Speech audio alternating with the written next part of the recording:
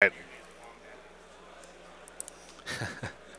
The platypus is a very quiet animal. That's why the Australians are not making any noise right now. Correct. That's correct. Yes. That's correct. Yes. Although we might hear a wombat from somewhere else in the room. From the other tables. Yeah, yes. indeed. Which are being streamed just next to these. Just next to it on page 5. If you guys would right. like to watch the German stream, you could go over there to see. But don't stay with us. Yes. But they are being streamed in English though. So yeah, page 5 DE is what you're looking for there. If you want to watch that'll be the wombat versus the Germany double D. That's right. You keep forgetting about Germany. I do keep forgetting about Germany. I don't know why. We watched them yesterday. They killed the Americans and you just wrote them off. I did. That's not true at all, actually. It's not remotely true. So they're taking a long time with this, so this decision. They may very well be thinking the same thing along the lines. Otherwise, I mean, you would expect that they would make a very quick counter, double retribution play. Right. So you do see Dylan Simmer's page right down here on the. So they might be considering. So they might be Dylan plus X. Here we go with the decision. So Dylan and David Potts, the Scorn player. So they do choose a retribution, but they don't choose double. They go with David Potts, the Scorn player. And do we know what his particular pair is? Yeah, we saw it yesterday. Let's pull it up real quick. He's running Resheth and Xerxes. Okay, that's Xerxes. Fist of Halak. Fist of Halak. Yep, that was the odd Fist of Halak with no Molokar. No Molokar, no Satrati. Yep. Right. So they might be. So he might be very practiced into Menoth. Very true. With that very scoring list. Yeah. With those scoring lists, and they're kind of putting him into a. I mean, you would assume they would want to get him into a double jeopardy situation here. Absolutely. But being able to reserve that retribution player so that he's not just stuck out there for potentially bad matchups. Yeah.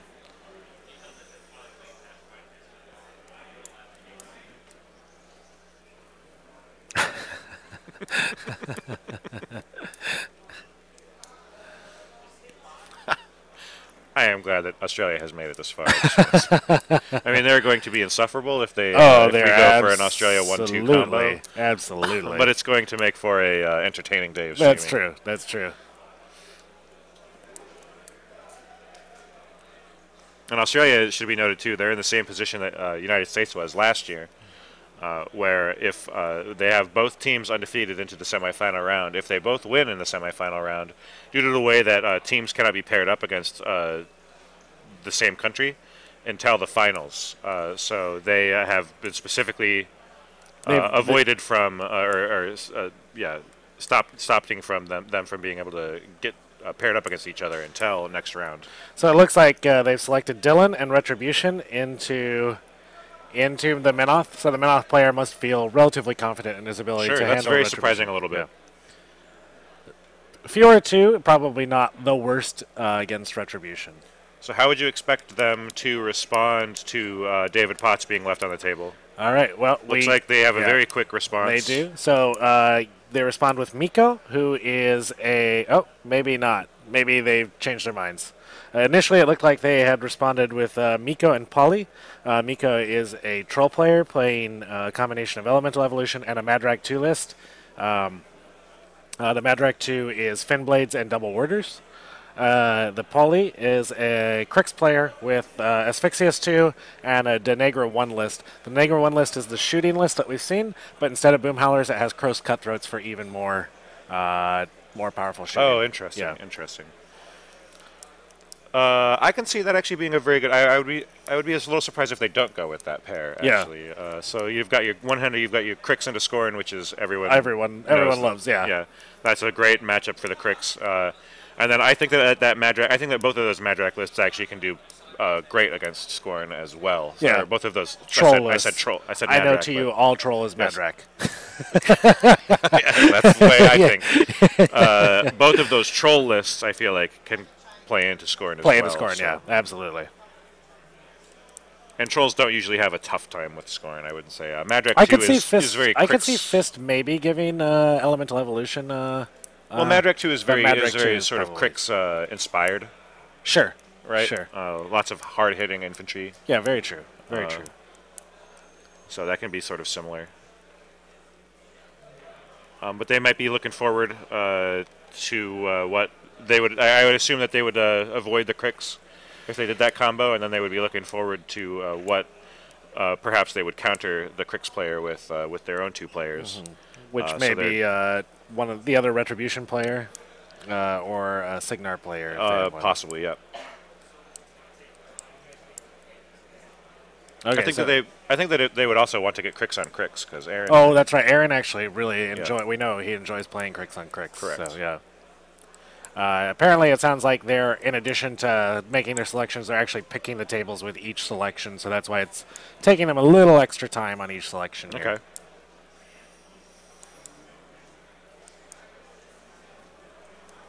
Okay. Yeah, the table selections can definitely be a very, very big difference in. Okay, so it looks like they have decided to go with. They did pick something different. It's Paulie with the Cricks, but instead of Miko and his trolls, it's I'm gonna assume Tattoo. And Tattoo is a Kador player. He has a Butcher 3 list and a Butcher 2 tier list. The Butcher 3 list is quite interesting. It has Ruin, Beasto 9, and 2 additional Jacks. Wow. Yeah. Wow. Yeah. I don't know. I'm not sure what I would expect that to. It looks like they chose Paulie to pair off against David Potts. David Potts, yeah, David Potts. So that'll be a Cricks and Scorn matchup, as expected, when given those options. No, I'm actually I wouldn't have expected them to choose Cricks. Oh no, you're right. You're right. I'm thinking of it backwards. That the Cricks player got to choose, but the Cricks player did not get to choose. That's actually quite surprising. I guess they didn't want to run into Butcher Tier 2, but it's just like playing into Cricks, I guess. Yeah, it's very similar. It's sort of the same as the Madrak 2, right? Like, it's just a lot of. So I mean, it's kind of a double jeopardy situation there. So maybe he must have felt that he has a better chance against. Yeah, maybe there might actually be a slightly lower number of weapon masters in the Cricks list than in the Butcher 2 tier list. So I suppose Butcher 3 is also kind of a nightmare for Scorn as well. Yeah. With him being able to trivially pull in, models. Yeah, absolutely. Although I don't know, Fist of Halak, Yeah, I don't know how that matchup would play. All right, so Tattoo out there remains. Kador, it looks like the Circle player and a Retribution player. So Jeff, is it Jeff Galea? Yep, and Aaron Whale. And then Aaron. It's not Circle, it's Cricks. My apologies. So Aaron Whale, Cricks player. I think he's got Denegra 2. He's got Body and Soul and Asphyxious 2. Asphyxious 2, yeah. Yep. And do we know what Jeff has for Retribution? Jeff is running Assyria and Thyron. Okay, all right. So it looks like they've picked Retribution to match into Tattoo, so it'll be Jeff and Retribution versus Tattoo and Kador. This leaves... so they can decide the final 2 there. Yeah, so Aaron is still sitting out here. So the question, the options for Aaron and Cricks is to either play into Trolls, Madrak 2 and Elemental Evolution, or to play into Signar, which is Haley 1 Stormwall Galleon, or Haley 2 Stormwall. So these are all... Aaron is literally drooling right now. Oh yeah, Aaron is not. He's not upset about this at all. I would think. I don't think so. Yeah. What was that? I think I'm going to play P. Haley. I'm going to cry. Oh, You've got to give me a kettle. All right. Well, we just had actually Aaron stop by himself. He said he thinks he's going to have to play against P. Haley. He's going to try. Yeah. So they're definitely making a play here. He is correct. He is, in fact, playing against P. Haley. Yep. Yeah. Yep. All right. Thank you, sir. Yeah. Well, he's playing against one of the 2 Haleys. Aaron is pretty certain that he's pretty certain that they're going to pick P. Haley there. So which leaves Miko, the troll player, into the last, which would be, is it Sheldon Pace? Or no, Peter Bates. No, that's the reserve. Yeah, Sheldon Pace with Kador. So it'll be Kador versus So they must feel very. What this says to me is they must feel very, very confident about their Khador versus Trolls matchup here. Yeah. Given that they're choosing sort of a more risky matchup with the Crix into the Signar. Sure. But I think it sounds like Aaron is going to. He must have a plan. It sounds like. Well, he's going to try. He said. While we frequently would say that Signar is very strong against Crix or naturally preys on Crix. Yeah. Both of the Signar players' lists involves Colossals. One of them involves 2 Colossals. That's a lot of points. That's a lot of points. That's a lot of points when Lich 2 is available. Do you think he's going to drop Lich 2 though against Haley 1? I don't know. I don't know. I don't think that's. I don't know. I don't know what the difference is now. Like the Haley 1 player is playing Stormwall and Galleon. Is that enough of a different list that it's Well, you don't get a feat though. Oh, that's a good point. Ever. Yeah. So no, so I don't think he will drop. Yeah, Lich I don't 2. think he will. So you might play Body and Soul into Haley 1. That's I think maybe that actually doesn't seem super great. It doesn't. It does. I don't know. I think he didn't sound super confident, but he said I think I'm going to have to play into Haley 1. Yeah, I'm going to try. Yeah, and he crossed his fingers. Yeah, so yeah. Well, see. He must have some plan. Yeah. I mean, maybe it's just going to be get the 2 Warjacks onto the Haley plan, but that's not quite so good anymore. Yeah, no, not anymore. Not anymore. Yeah. Okay. So we'll have to see. I guess. I mean, maybe we will see the Asphyxius into Haley too. Although I just don't. I have a hard time imagining. He's pretty certain. It sounded like he was pretty certain he was going to play against Haley 1. Oh, so, I think he's going to. And I think he will. Which is crazy because ordinarily you're like, I have 2 Colossals in my list. There's no way I'm dropping this into Crix. But Haley 1 is so good against. She's such a different beast. Yeah. I mean, she's the one caster in the game that can protect her Colossals from a Crix. Right. Now that's very true. That's very true. Especially from usually the one thing that you can never get away from is Lich's feet. You know. Right. Like no matter. Oh yeah. So that's she's the one caster in the game that can reliably do that every turn after turn after turn. Yeah. With nothing. Yeah. Very true. To stop it. So very true. I think that he's correct. I think that he's going to see. I mean, if we don't see Haley 1, I think it might even be a mistake. Okay. So we think Yako, I think is how you pronounce it, is going to play Haley 1, and we think that Aaron is probably going to pick Denny 2. So we're going to see a little Body and Soul post nerf. Let's see it. Yeah. I guess. Yeah. I mean, maybe we'll be wrong about Aaron's choice. We might be, yeah. Maybe we'll be wrong about both choices. Maybe. Who knows? We're. I don't want anybody to give us the statistics on how often we've been right. No, I certainly want nothing to do with that. Yeah. All right, so we have. And as we said, though, about this choice, which is a very interesting choice, they must either feel very confident about their Khador into Trolls matchup, or maybe Aaron is even less confident about his Crix into that Khador. Which is somewhat. Oh, and well, Butcher not too. Crix into the. They would be Crix into Trolls, wouldn't it? Yeah, it's Miko or Yako. Those were the 2. Oh yeah, you're right. You're right. Wow. That's very surprising. It is surprising. We'll have to kind of pick their brains after this and see what they did. So speaking of the Khador player here, Sheldon, who's playing against Miko, and the Troll player, we have a Butcher 3 list and a Vlad 2 list. Yeah, and this is the Vlad 2 list that we saw yesterday that assassinated Denegra with Ulans. My gut would be Butcher 3, would be what he would play into Trolls, but maybe I'm wrong. I am looking at this Butcher 3 list. So let's go down the list. We've got Ruin is the only Warjack. Greylord, he's got a unit of Greylord Turnian. Max Ironfang Pikemen Black Dragons. Minimum Cossites Woodsman. Widowmakers, Ironfang Kovnik. Manowar Dracoon with no mount. The Widowmaker Marksman. Ogren Bokur, Ragman Alexia 2, and Saxon Auric. So it's a very battle group light Butcher 3. Indeed. It's more infantry focused. The other thing about Butcher 3 is Silence of Death. That could actually be a really good absolutely anti-troll absolutely tech. So yeah, I definitely I think Butcher 3 is. I think Butcher 3 will be up. Given that knowledge and the fact that I imagine Miko will come to that conclusion as well, would you drop Madrak 2 with Fin Blades and Double Warders, or would you drop Elemental Evolution? Did we see that Madrak 2 list? Is there no Mulg?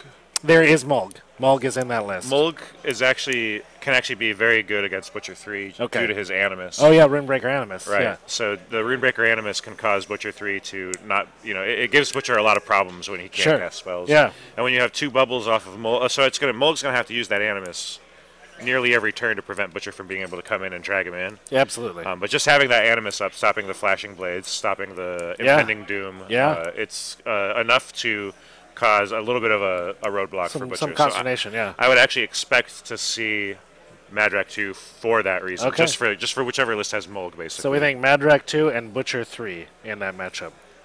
All right, we've got Tattoo versus Jeff. Jeff is playing Retribution. and he's the one that has Thyron and Assyria. So we have a Thyron and Assyria list, and then we have a Butcher 3 list, again with 4 Jacks. Ruin, Beast 09, and I think 2 Juggernauts maybe. I'd have to double check the list. I'll do that here in a minute. And then the Butcher 2 tier list. I think it's about tier 3 on that tier list. What do you think about this? Well, let's go ahead and Take a look at the Tyrone list. yeah, I'm not sure actually. This is well outside of my Expertise. Yeah. So I don't think that we will see a 4-Jack list going into Retribution. I don't think so either. Considering that there are Mage Hunter Strike Force in both lists. Now, Mage Hunter Strike Force without any kind of damage buff They're still not great are against not great against Khador armor Jacks. 20 Yeah. Khador Jacks. Yeah. So we might see that. Also, Yeah. Beast 09 shooting him with dice minus 10 attacks, even with 3 dice, it can be a bit of a risky proposition because of Hyper-aggressive. Hyper-aggressive. Yeah, Hyper-aggressive, there you yeah. go. Thank you. Hyper-aggressive, allowing him to kind of walk towards your army. Give any shot against him is Sure. a potential threat. Sure. And then also, but then again, Mage Hunter Strike Force against Butcher are almost useless.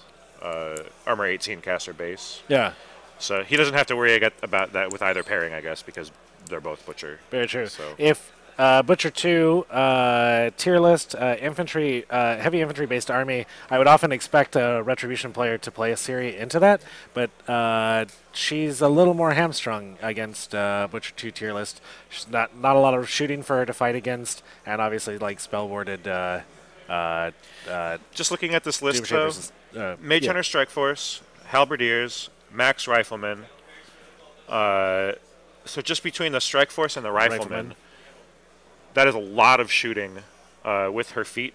She can clear out a lot of Doom infantry, Reavers. Yeah. So I would not expect him to drop Doom Reavers, just knowing that is a possibility. Yeah. We actually do have the matchups right now. All of the tables are set, so we don't really need to speculate about it Absolutely. anymore. Let's go to it and see what's selected. So yeah, we'll be heading to the table shortly.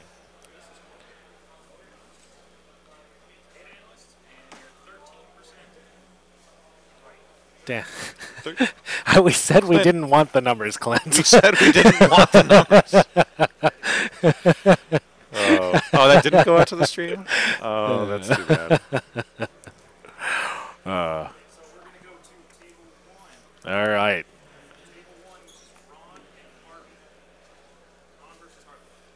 Okay, so table 1, we have Henry versus Dylan.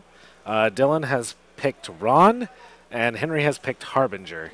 This feels advantage Retribution, but I mean it felt advantage Retribution just on the pairings, on the fact that it's Menoth versus Red.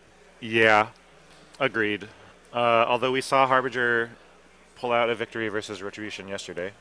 We did. That's true. We did. So we know that just her feet turn being able to push back any potential assassination for one Very true. turn Very can true. often be enough to give her the foothold that she needs. Do you think that she has a play here, close quarters, to win on scenario, as we saw the other I think yesterday? Harbinger always has a play. Yeah. But then again, if she is really pushing aggressively towards that flag, because that's the only option for scoring, is Right. She's not going to be playing an aggressive play towards the enemy flag. So. Absolutely not. And it's a slow Very scenario slow. victory. Yeah. 1 point a turn. Yeah. So This may. Yeah, I'm not sure. And then she doesn't have any really hard targets either, like the Avengers we saw Right. yesterday. So we Very might see true. a little bit more of a shooting Yeah, very game true. here. All right, we're going to check in at table 2.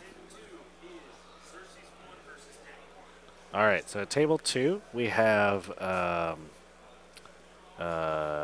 is it So that's going to be David Potts David versus Potts? Polly. Yeah, so David Potts. David picked Xerxes 1. Xerxes 1, Fist, and Polly has picked Denegra. Denegra 1. There is or is not a Kriya in this list. There is. Okay.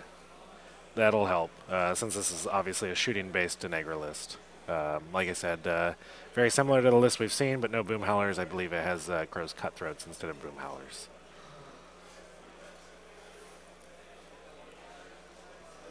Sorry, our WMH WTC website was down for a little bit, so we're Getting access to the lists is a little more time consuming for us. So that's why there's a little bit of a lag as we try to look things up. But yeah, okay. So this is we were Fist looking into Denny 1. Yep. I'm sorry, there was no Kriya. It's No Kriya, only so- Archidon. So that'll make this a little easier on the Denny player, which is definitely not where you want to be as a scoring player. The other thing to note, though, is that every single unit on Xerxes' side of the table is a minimum unit, so it's not going to really provide any big targets for those big debuff spells that she has. Very true. Very Crippling true. Grasp and Parasite. They're only going to be, no matter what she does, it's only going to be relegated to 3 models or less. Very true. So that can that helps mitigate some of the typical He does bad have factors. He does have 4 men units of Incendiary, so 12 Incendiary. That's a lot of fire drifts. That's Right. can be quite good against an infantry heavy Right, Kriegs right. army. I actually think that this is actually a pretty fine matchup as far as the scoring goes. player? Just the sheer volume of AoE fire attacks that are setting models on fire, against that kind of infantry. Absolutely. And then, like we said too, yeah, his army naturally builds towards an army that denies Denegra her biggest strength, which is being able to zero in on your biggest factor. Right, exactly. Your biggest unit. Yeah, and take that away from you. Yeah, exactly. And absolutely. neutralize it from the game. Sorry, 4 units is 6. I always forget Scorn men units are not 3, they're 4 because it's Scorn. Why do people complain about this faction? It's OP. Yeah, it's OP. That's 16. All right. All right, we're going to table 3. Table 3 is Jeff Galea with Assyria into the Butcher 3 4-Jack list from Tattoo. Right. So, this is the one where I don't think he was going to drop Butcher 2 into a list that could potentially kill 20 Doom Reavers before in they a turn, ever, and then potentially right, clear them all absolutely. out. Yeah. So, and when doing that from range 2, especially in a scenario where you can kind of this is one of the better scenarios for attrition play, I would say. Absolutely. In that you can't really ever do a quick win. Right. You're fairly safe from being 2-turned. Right. You're completely safe from being 2-turned. But so yeah, I'm not super surprised. And then I think that the 4 Warjacks actually will do a decent job of. Yeah, that's gonna be something that it'll be interesting to see Jeff try to deal with for Arm 20 Warjacks.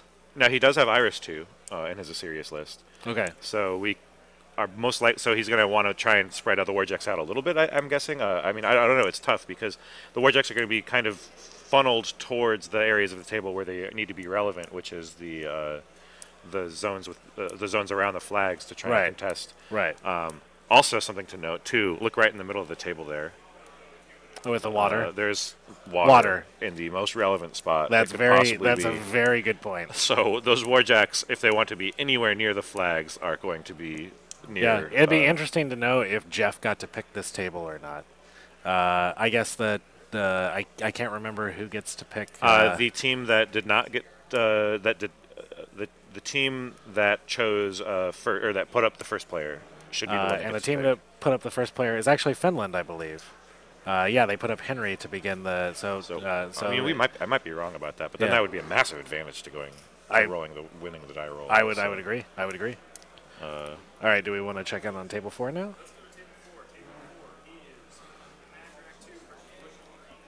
All right, so this is exactly as we expected. This is Miko versus this was Sheldon. our 13%.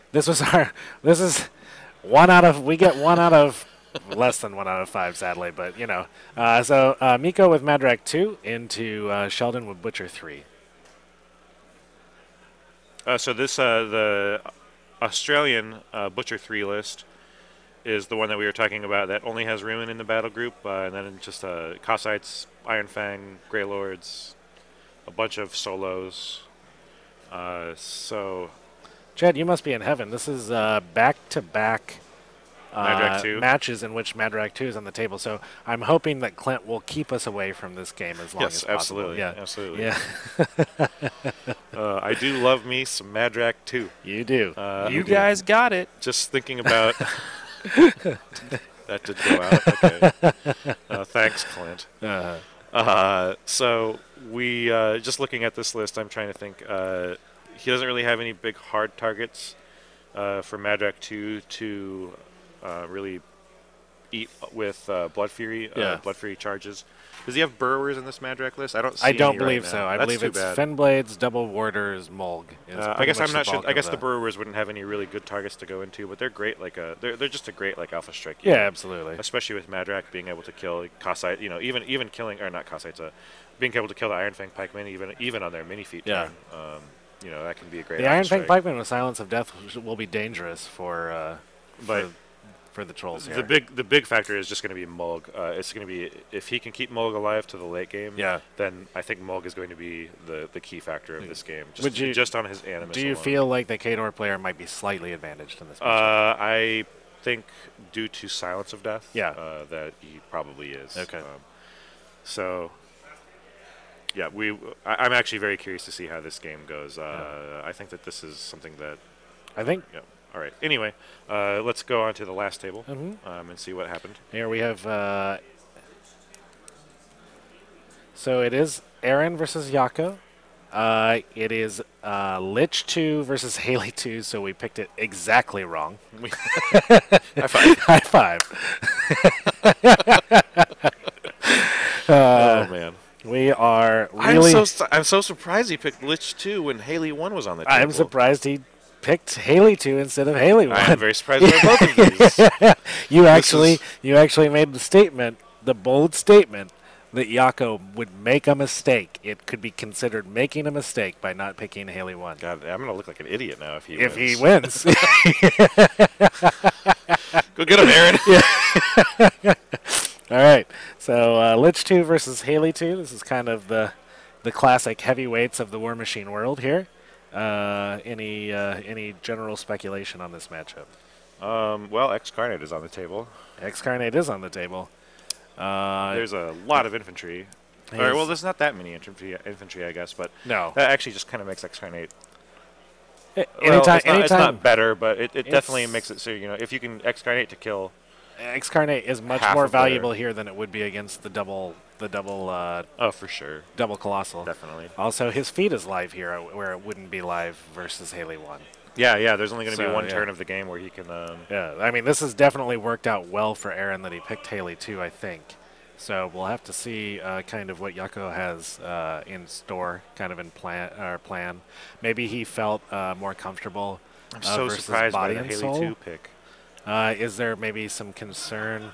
This might have been another situation wherein they were both one-upping each other on the level. It could be. I'm wondering if I'm going to check the list very quickly here, Yako's list. I want to see if he has a way to remove Pursuit, because running 2 Colossals with the existence of Pursuit might have been something that he was concerned about. Yeah, he does have Iris 2.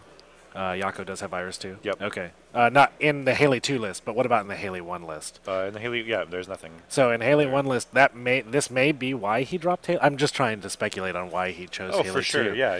And so That's the existence of Denny 2 and 2 Colossals without the ability to remove Pursuit might have been something. So this could be the situation wherein he expected Body and Soul to be dropped. Because Haley 1 is so poor for Lich 2. Yes. Yeah. And then, yes, exactly. Because Haley 1 is so poor for Lich 2, but then due to the fact that Body and Soul would be a very poor matchup for Haley 1, he one-upped the next year. He counterpicked the level exactly. going to Haley 2. And then Aaron predicted that he would know, because he, he knew that he knew, essentially. Yeah. This is my favorite kind of situation. Yeah, absolutely. Yeah. So if that is indeed what happened, then and we just got some information from Clint that it's worth noting that the Australians did some of this last round as well. So that counter picking. Sure, and, sure. Yeah.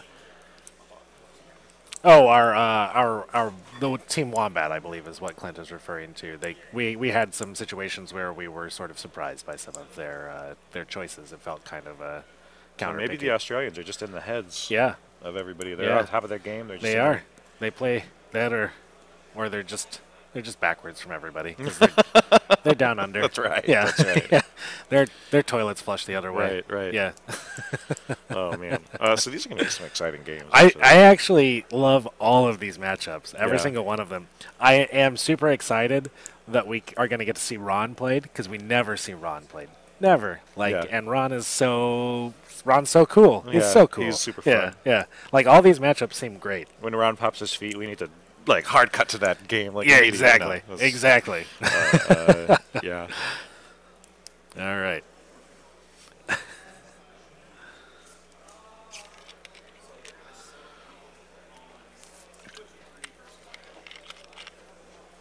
All right, so we are going to tune back into the troll matchup. All right. Really quickly. Oh, thank you, Clint. Yeah. So I'm just looking at this. The Fenblades have such poor defensive stats that they actually do have to rely on tough quite a bit to survive. Sure. And Silence of Death can be a big problem for them. Very true. Although, if he's going to be only able to charge them with the Black Dragons, which are directly across the table from them, that set defense can actually be a pretty big factor in helping them stay alive a little bit too. Sure. Pumping your Mat 6 up to needing an 8 to hit. Although also we see the Widowmakers on that side of the table as well, so we see some counter deployment from the Butcher player. Well, the Fenblades are just naturally going to be the primary targets for the Widowmakers. Anyway. Right. I mean, they're not going to do anything versus the Warders, until it gets to the point in the stage in the game where Warders are making tough checks. Right. And with Silence of Death, that might not be a stage in the game. So that's true. Yeah. That's true. So we'll have to see. That's true. So I mean, I expect that we are going to see the Warders like he's doing, jamming up and trying to just get as close to these flags as possible. He's just going to be running with them for the first probably 2 turns, and then Mulg is going to be embedded into them with his Animus up to try and prevent Butcher from being. Because if Butcher can come in and clear out and just flash a bunch of through a ton of them, especially since they are so slow, they have to stay bunched up like that. Right, exactly. If he can Flashing Blade to just clear out, wave after wave after wave. If he can clear out 4 or 5, and then Impending Doom and clear out another 4 or 5. That's backbreaking. Right. Yeah. So if Mulg can just be there just to stop the Flashing Blade from happening, then you actually kind of want Butcher to come in. Right. Yeah. Because he'll just be his efficiency will drop drastically. Yeah. And then Madrak has a very nice control radius too for the Runebreaker to go off of as well. 9 inches is going to be. He's going to be able to stay a little bit back farther behind the lines and still provide some safety from Impending Doom. Yeah. So I would expect to see him casting Runebreaker quite a bit this turn or this game. For that reason. Let's see, taking full advantage of the hill here as he unpacks his Fenblades to buy them a little extra defense versus that Widowmaker unit. Yeah, I don't know if he has a Stone Tribe Chronicler as well either, but that can definitely help too. If that could pump them up to 16s while they're on the hill, they might only lose 1 or 2 Fenblades to the incoming Widowmaker fire rather than all 4 that you would expect. Absolutely. And then we just did get confirmation there's a Chronicler. No, I think that looks like a drummer to me. Yeah, I think that's the UA. I'll double check the list really quick.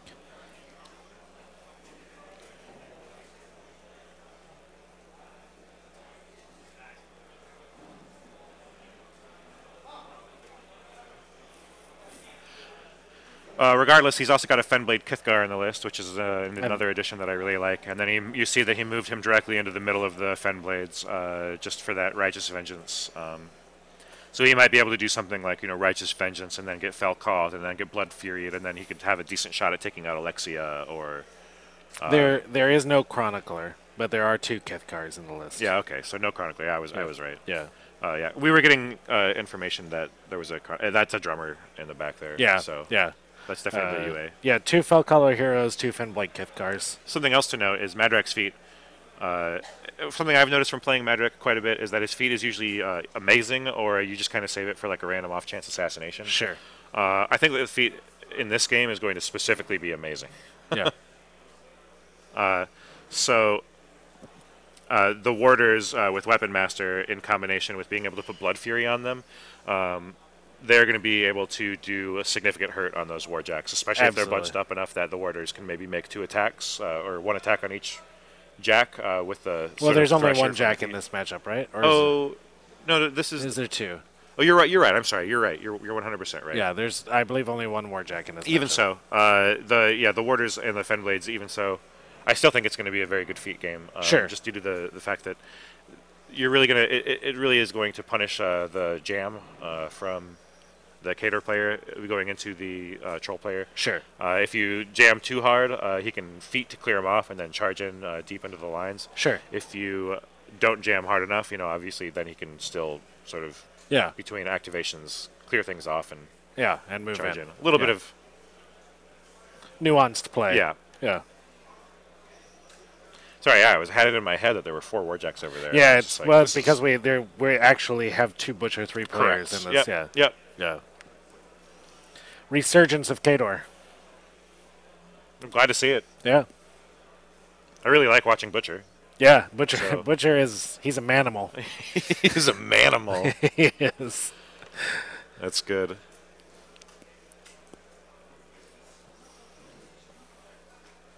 I can't tell whether he Runebreakered or not there, but I think it's a little too. It's probably early enough that he doesn't have to worry about that exactly. Right. I don't think Butcher definitely is not coming up into those Warders this turn. He could probably shave the first line off. I don't think that's where he then wants to be, sitting in front of Mulg. Yeah. Yeah. Yeah, I would say that's probably true. I'd say that's probably true.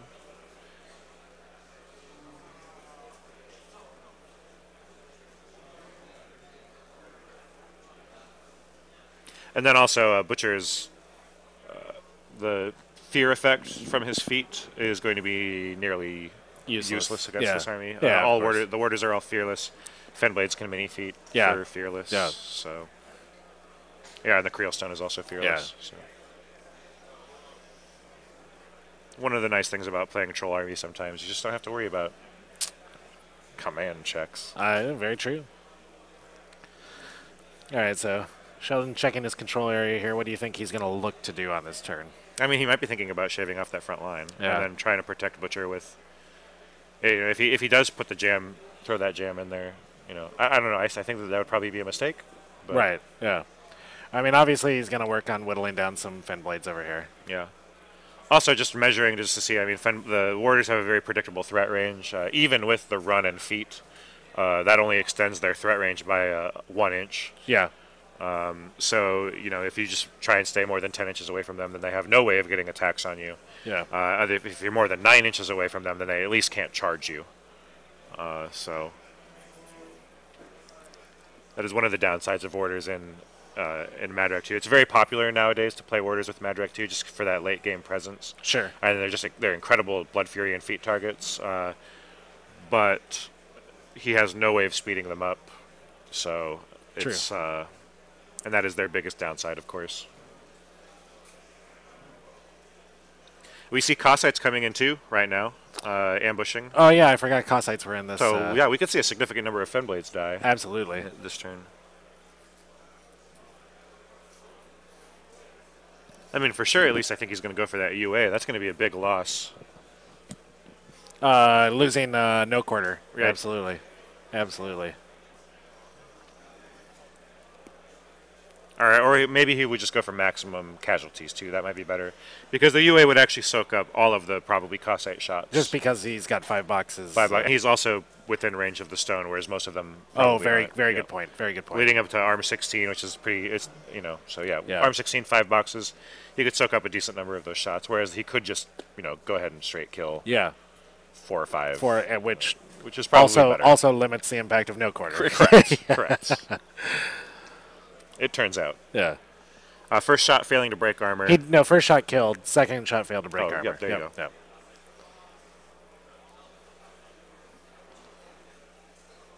All right, tough check made.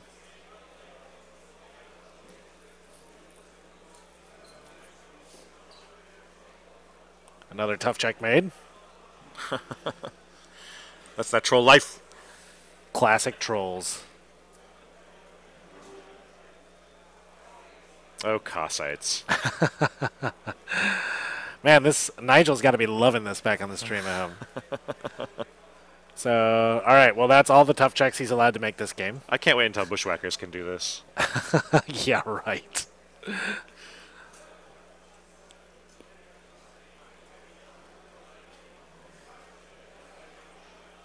All right, so it looks like the Cossites picked off one fin blade. And then three tough checks. 3 tough checks. And a couple of failures to break armor. Tough checks. The Cossites have reform, which is what he's doing right now. Yeah. They just have it base. They're one of the few units in the game that just has that. Has reform, yeah. Tough checks are actually kind of a pain in the ass made on the fen blades, because it's if they're tough, if they make the tough check, they can't make the vengeance move. And then also forcing the Fellcaller to use the Reveille rather than Warcry is actually a really big deal. You almost always want to use Warcry. Absolutely. I mean, certainly you want to make tough checks over not making tough checks, but it's not the best thing in the, it's not the worst case scenario. Right. For just being able to just have them get back up and do whatever they want. Like he's actually is kind of he's will losing, suffer. He's losing something. Yeah. All right, we have a fairly major development on table 2 already. Those Incendiari we were talking about that apparently come in 4-packs. They have lit Denny on fire. That is one of the ways that she can die. It certainly is. Commentary. Yeah. Cha-ching.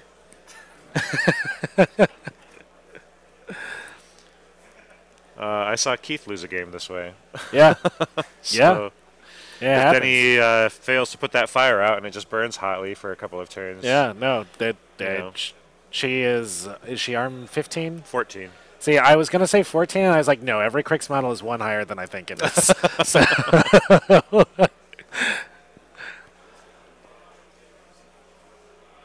yeah. All right, so I think that we're going to just see a bunch of peppered. You can see a bunch of fire AOEs, tokens out there already. Yeah, happening right now. So we'll check back in here in a little bit, but we're gonna kind of rotate through the tables, just get a rough idea what's going on. So we're going to table 1. It's Dylan and Henry with Ron versus Harbinger.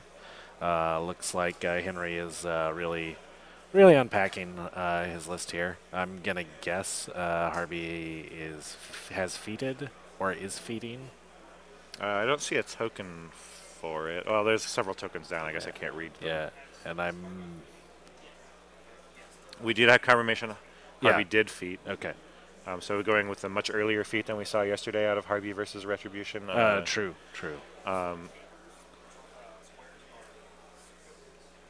Yeah. But I think that the difference in the list composition from yesterday to today makes the feat make a little bit more sense early on, given that Vengers are not as susceptible to a lot of the POW 10 shooting, but the army that he has right now certainly is. I'm also curious are those Zealots out front, have those mini-feated as well? My guess is yes. I would imagine jammed that far that the Zealots have mini-feated. Yeah. The only reason, I suppose the reason not to would be simply her feat, but there's enough shooting in the they would be dead if they they would die. Not mini-feated right now. So I would expect, those Zealots are actually going to be a problem. A really big problem for the Retribution. They almost always are a problem. Like, it's such a good unit. Mostly just been enjoying the fact that I haven't seen him as much because Menoth you don't see as much, but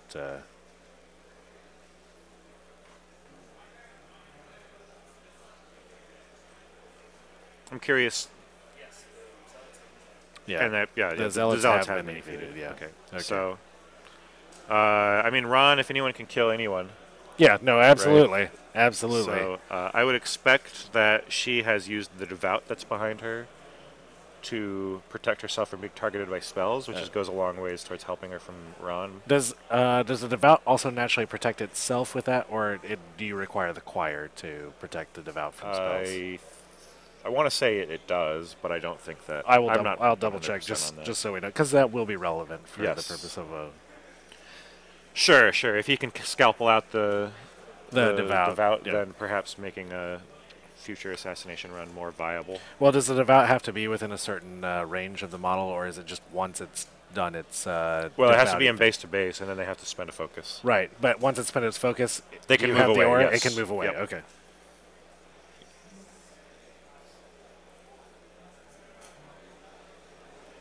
But yeah, so usually what they'll do is they'll just allocate a focus to it, and then it'll walk up and then do it, and then they can walk away from it. Yeah, Spell Barrier does not protect the Devout. The Devout will have to be protected by Choir. Okay. Obviously not a difficult task, but... Right.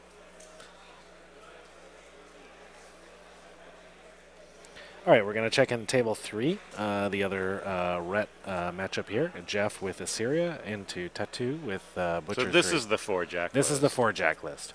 And I'm trying to locate, so it should be the two, are those two Clamjacks? Yep. So Looks like 2 Devastators. 2 Devastators. It should be Ruin and Beast. Ruin is the orange proxy base there. That's a great battle group for this. It's a beastly battle group.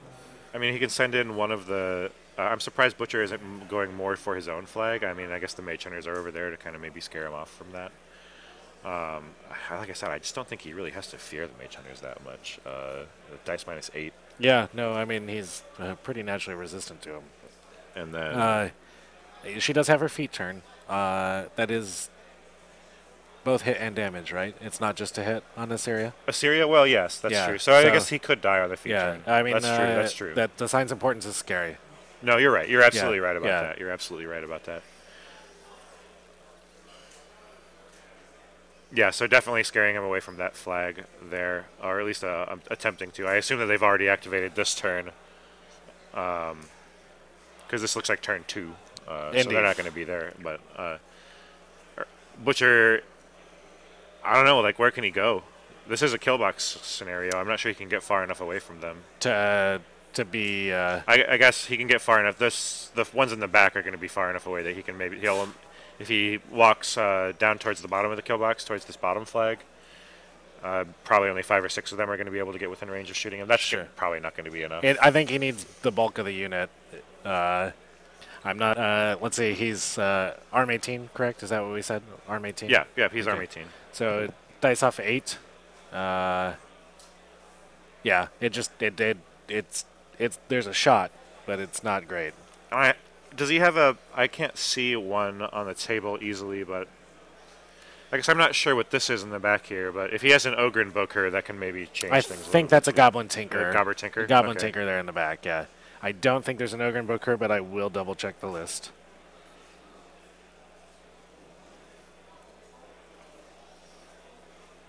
So the Butcher 3 list is Beast, Devastator, Devastator, Ruin, War Dog. There's a min unit of Outriders, Iris 2, Madeline Corbeau, Ragman, and Goblin Tinker. Yeah, and the Outriders are off the bottom of the camera, bottom it of looks the screen, like right yeah. now. Yeah, we can see one member of that unit there.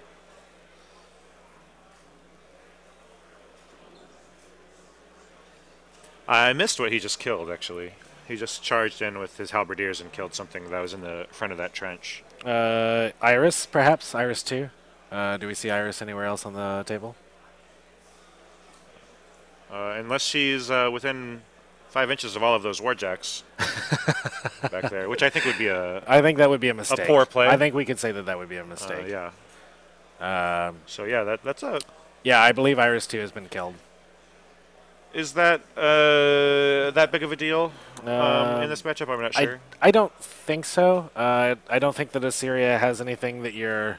Even Assyria on full camp, Butcher is probably still going to get. Oh, easily. Yeah. Yeah. And I was trying to think if there were any upkeeps for by Assyria, but I don't think there's anything that Butcher is particularly concerned about. I think she has Inviolable Resolve, but that's not going to be. So that's annoying, but again, Butcher, Ruin, Beast can probably hack through some Inviolable Resolve. Yeah. Yeah. And then with Ruin, he still has a little bit of Dispel. If very there's true. A really, really Very bad true. upkeep. Very true. That we're forgetting about.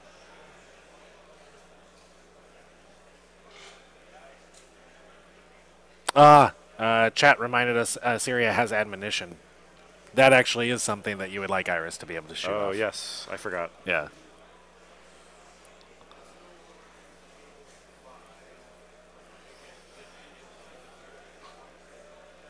All right, so we're going to go over to table 5, Aaron versus Yako, Lich 2 versus Haley 2. See how this game is unfolding. Looks like Aaron is taking full advantage of this trench.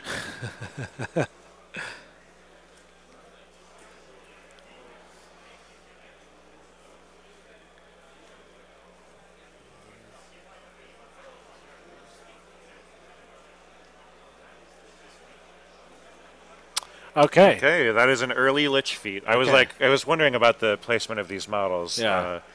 Did he do the? Are the bulk of those Mechanothralls? I'm assuming. So he maybe just loaded them up with like a Bilethrall Purge early on, Maybe. and then rebuilt the unit with Mechanothrall or with. Well, a feat this early almost always involves a Bilethrall Purge Right, on your own stuff, right? Yeah, and then just looking at the Banes. The Banes all seem to be like, mostly yeah, intact. So yeah, my guess is that those are. Mechanothralls. I think you're right. He's probably got a Parasite on that Storm Wall. On the Storm Wall, yeah. Gonna go in with combo strikes. Can we verify if he's got a Parasite on the Storm Wall? Yeah. And he's gonna want to clip one. He's gonna want to kill off one Bane Thrall as well, just to get Dark Shroud on. To get Dark Shroud, absolutely, yeah. And it does look like there is a Bane Thrall right there in the middle of that trench, although it's surprising he didn't charge it in already. Well, he already charged one off to the side. Oh, okay, okay. So looks like there's maybe 3 Bane Thralls, and then the rest are Mechanothralls. Sure, sure. I expect Stormwall to blow up from this. I think he's doesn't have a chance.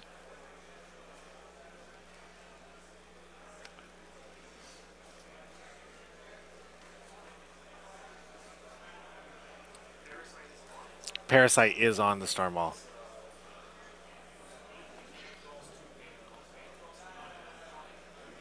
Eight Mechanothralls, 2 Bane Thralls. The Bane Thralls haven't gone yet, apparently, so curious. Yeah, and he's running out of space around it, actually, right now, too. Yeah.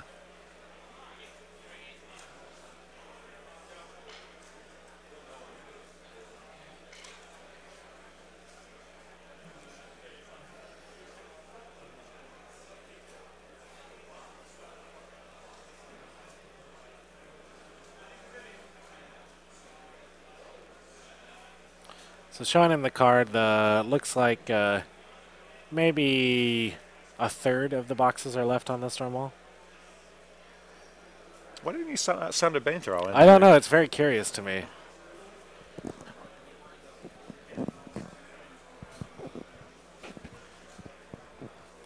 It's very curious why he didn't send in the... Yeah. Because that would be 20 more damage right now. Or, I'm sorry, 10 more damage right now. At least. Right. Plus the damage from the Bane Thrall.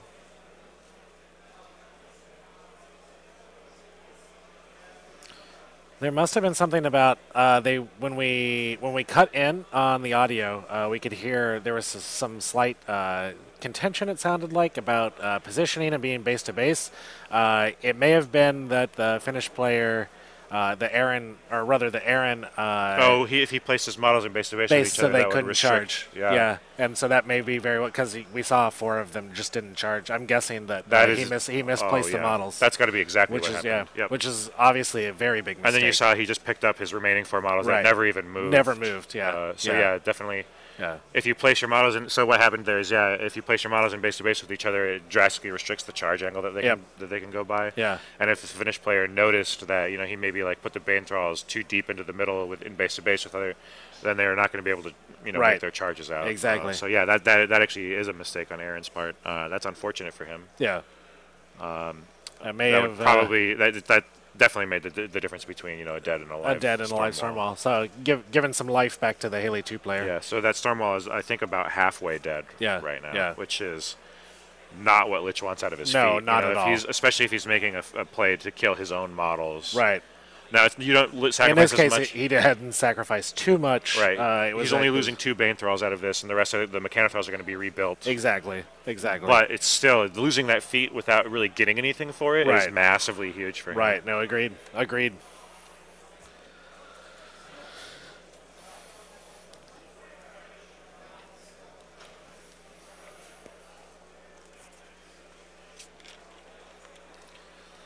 All right, we're seeing Kiss of Lilith going on the Bane Thralls, or the Bane Knights right now.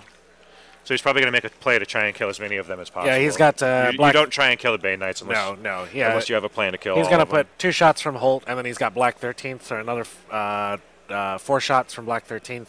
And then Stormwall as well. And then Stormwall. The harm is just so Black 13th. Oh, this is huge. And then with the feet down, every Bane that dies at this point is just gone for good, which is incredible. Like that's a massive swinger. Yeah. So yeah, not killing that Stormwall was a big deal. Really big deal. Yeah.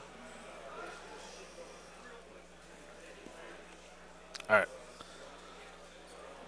Okay, so we're going to go to table 2 very quickly. Denny is still on fire, but took only 2 damage look from at all those fire tokens. Yeah, look at how many dead Crits models there are. Yeah. The Incendiary did some incredible 16 drifting AoEs. It's a lot. And even if you don't break armor with the AoEs, you're still lit on fire. Yeah, this list, you said it, Chad, and I could see it, but it's even better against this sort of Crix army than I gave it credit for.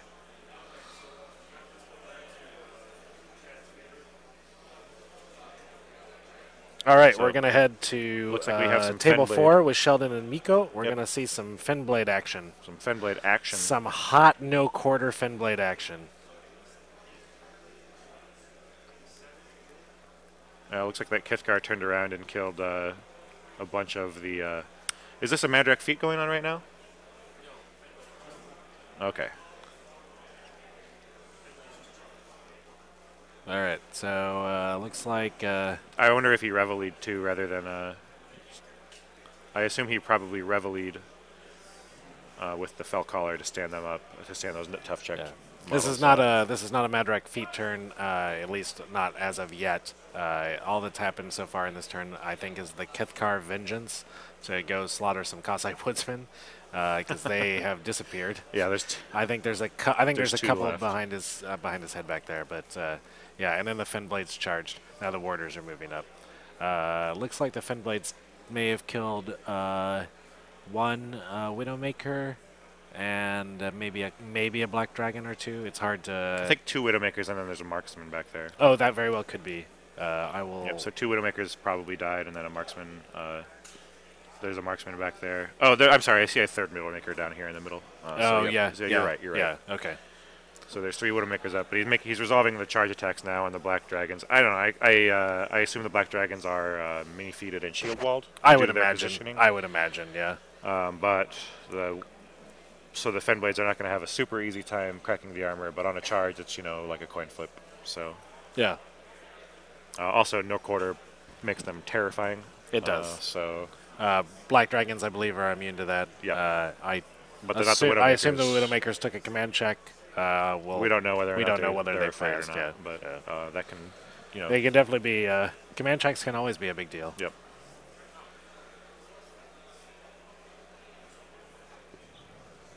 Did he have a warder just charge a puppy? He did. There is a warder on the Argus there. Oof. That's Danger Town. Yeah,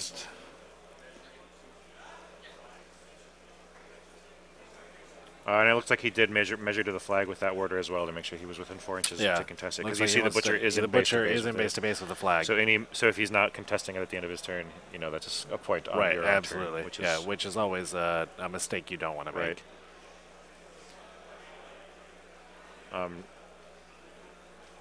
He can have I really want him to cast Runebreaker with Madrak and have him walk up. He can't walk up too far, I guess, because you don't want Madrak to be within an inch of a warder when there's Widowmakers on the board. Oh, yeah. So he has to Grim Salvation to them? Yeah, because it's not optional. It's right, and so every Widowmaker shot's just a dead warder? Yeah. That's a strong Widowmaker. That's efficiency. Yeah, that's what's the fluff on the Widowmaker Marksman? He has a rifle that pierces the strongest of armors. Well, you're thinking of Wolves of Orboros. Oh, okay. Okay. And then we had confirmation he just did cast Runebreaker and he moved up there. So that looks like it's going to be enough, so that if Butcher comes down there to try and get those warders down at the bottom, because it's going to be a 9-inch Runebreaker off of Madrak. That's what I was about to ask you. Is what the range is? Yep. And then that orange proxy base is Mulg as well. Yeah. I assume that Mulg. It didn't look like a very far. I assume that Mulg just walked up and Runebreakered himself Probably. as well, just for the. I mean, it's going to cover the same area as Madrak, but just on the off chance that he, whatever. Yeah. Maybe Protective Fit gets triggered somehow and he gets to move around. It never hurts to have. No, yeah. Well, I mean, if you need the Fury anyway as a battery, you might as well, yeah. and you don't need to run or anything. So. Right. So yeah, I think that's very good positioning for Madrak. Now he's going to run the Stone Scribes up behind him for the Grim Salvation targets, just on the off chance that, something unexpected gets to him. Absolutely. And it looks like he did not make a charge attack on that warder. It was just a run to engage it. On the Argus. Yep, yeah. the Argus. Yeah. So that was just a run to engage. Otherwise, yeah, that would have been the Argus.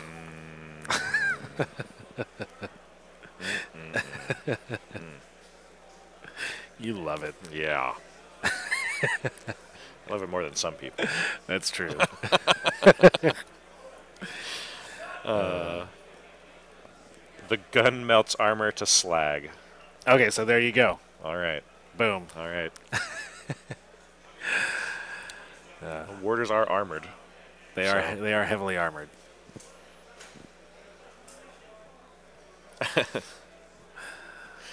All right. Interacting with the chat's pretty funny sometimes. It is. So we see the Madrak player clouding out around his flag as much as possible. It looks like he's going to make a play to clear it off and start scoring his own points. I do suspect that that's going to be the general strategy of this game, is kind of just counterpunch around your flags. But with him only contesting one model near the Butcher's flag, that's going to definitely be... I imagine that Sheldon's going to score a point here first. So he's going to be up in the race. Yeah. Yeah. Now he has to worry about his positioning with Butcher though too, because if those warders can get on him with Blood Fury and the feet, absolutely, that can be Danger Town. Yeah. Also, forcing him to kill a warder to force for the rest of them to be Blood Fury or to be battle driven, as well. Because that's sometimes people will kind of the warders are slow, so sometimes people can just kind of position around them and ignore them. And if you don't trigger battle driven, sometimes the POW 10 Weapon Master is not as strong. Right. Blood Fury certainly helps that, but you want both. You want Blood Fury and POW 12. You do. Or POW 13 with the Stone Strength. So the Cater player basically trying to just figure out a strategy from here on, I'm guessing. Yeah. Now, if Silence of Death isn't already on the Black Dragons, I would expect it to be thrown over there if he can spare it. I think I'd be surprised if it hadn't already been put on the Black Dragons or Butcher himself. Right. Yeah. Right. So it looks like he was measuring from Butcher there. Maybe that was to see if he has range to drop it onto. I also wonder. I don't see any tokens anywhere. There's enough of a line from Butcher towards. I guess with Runebreaker it becomes much more difficult. Ruin could potentially go in. I think Madrak is perfectly safe, but I wonder if he's considering. It doesn't appear that he was. Oh, that was a Madeline Corbeau move. Oh, right sure. Yep. Absolutely. Okay. Absolutely. Madrak is camping 2, and it looks like he has 2, maybe 3 Grim Salvation targets. He might just go for it. Yeah, I'm wondering. Which would be dangerous with Mulg standing right there. I don't disagree with that statement either. But he's got 12 attacks. Exactly. Butcher's feet. Like, that's a lot of attacks. I mean, I think and there is a lane there for Butcher. Definitely. And he's going to be taking some Weapon Master free strikes, though. Yeah. If he can't clear those warders out. So that we may see some attempt to kind of clear a few of these. But I feel like with that core bow move and the way he was looking and measuring, I feel like he was thinking about going after Madrak here. He's absolutely considering it. He measured directly to Madrak, and there's a very clear corridor. Yeah, absolutely. For him to. Yeah. I mean, he could even. There is this the old troll rope-a-dope, Chad? It could be the troll rope-a-dope. We could be seeing it in round 5 against a very good team. I couldn't be more excited. Fantastic. Oh, man. Oh, fantastic. In that case, he's going to be wishing that he got a little bit more... Grim Salvation. Yeah, a little bit more... get in here, Stone Scribes. Yeah, exactly. That's what your job is. Did we maybe forget 12 attacks? That's a lot. It's a lot. It's a lot. It's a lot. You want every little bit. You do, yeah, absolutely. Yeah. God, this is exciting. Yeah, this is exciting. So I want to see some Butcher on Madrak action. And then there might be the charge lane. Is it 100%? It's not perfect, there's a warder at the end there, but with Energizer. Yeah. He won't be able to Energize it, right? Because of Runebreaker. Because of Runebreaker. Yeah, that's right. Yeah. He might forget that. That's possible. I just forgot it. Yeah. You know. And you're the troll player. I'm basically a genius. Yeah. Well, you're getting really excited right now. So. Yeah, that's true. That's true. I'm excited right now. Check out these nipples. Get Chandler's girlfriend over here. Okay. All right. Oh, man. The protective fit is going to be... I'm expecting that we lost about half of our viewers right there. Oh, yeah. For sure. And probably gained a couple more. Yeah, I hope. I don't see him going for that just because it seems so... The assassination here? Yeah. Because of Runebreaker? I don't know, though. It's going to be four attacks he can effectively ignore. Right. So 2 from Grim Salvation and 2 from Transfer. Yeah, so you got 8 more. And then he's got 8 more. Yeah. So, I mean, that's a dead Madrak. The problem is with Mulg sitting right there. But Mulg is, well, I guess the question is if he can get rid of like the 2 warders that are on the top side of the lane, and charge deeper with reach. He could reach into Madrak without giving Mulg room to be able to walk over. And that would be a positioning mistake on the troll player's part. He would want to give Mulg enough room to. Because Mulg is trapped back there. Like if Butcher has to charge straight down that lane, then Mulg will be able to turn around and bonk him. But if he can charge off at an angle, if he can remove 1 or 2 warders and charge off at an angle, he may be able to stay out of bonk stick range. Out of bonk stick range. He could also energize her first to get a farther up charge lane potentially.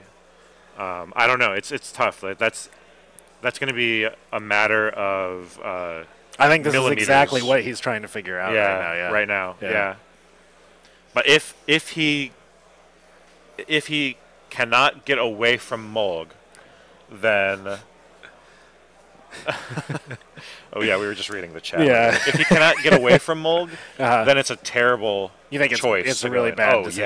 Yeah. Because he's going to be taking a POW 19 every time he damages Madrak, and then also a potential chance to crit slam. Yeah. And the crit slam is going to be the really big one. Yeah. The War Dog makes him immune to free strikes, right? So that part, if he can run the War Dog around, position it properly, he won't have to worry about the free strikes. About that. Yeah. The War Dog, you're correct about that. Also, it's just such Silence of Death is such a kick in the balls. It's incredible, yeah.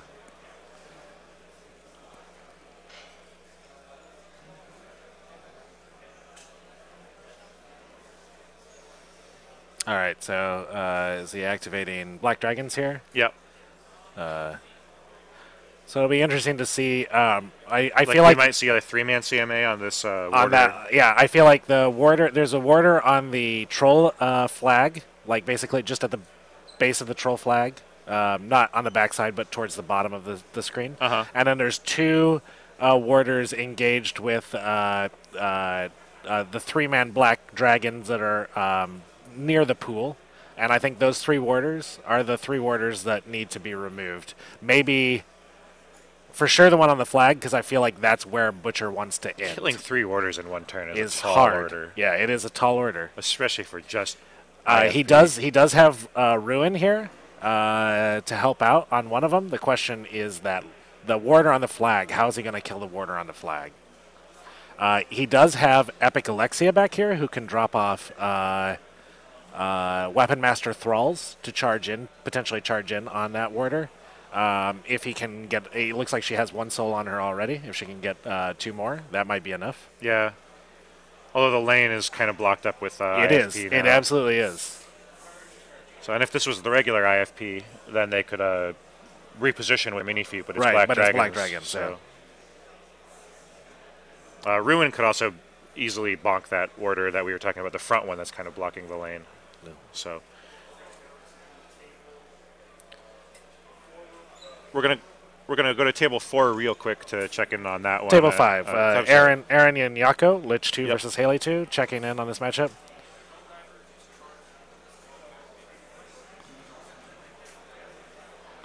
Oh. So it looks like most of the Bane Knights have been killed. Looks like he got 7 of them. Yep.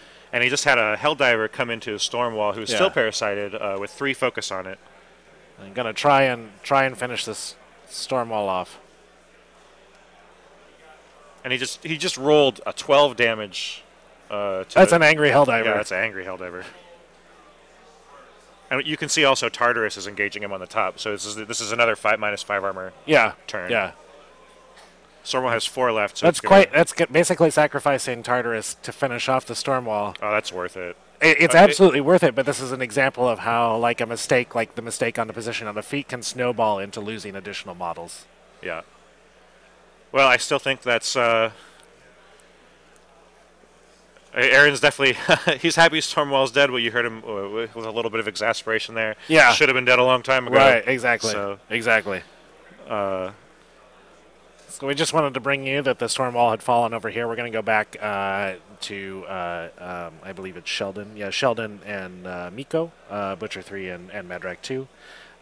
Just to take a look and see.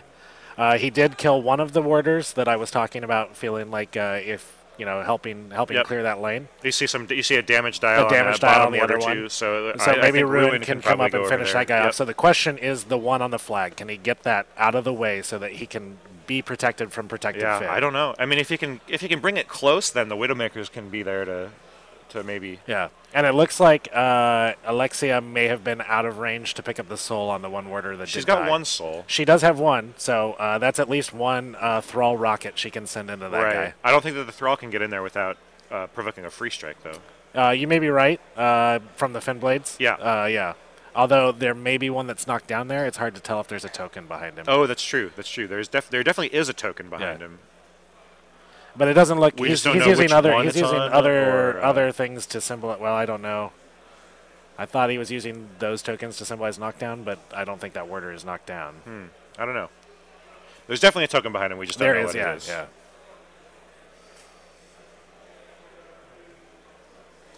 So just talking about that Gatsby game real quick. It seems like with the Stormwall finally dead, I think that Aaron now has a better shot of rolling the game towards. He absolutely does. The big question is going to be, Aaron no longer has the feat to threaten assassination on Haley.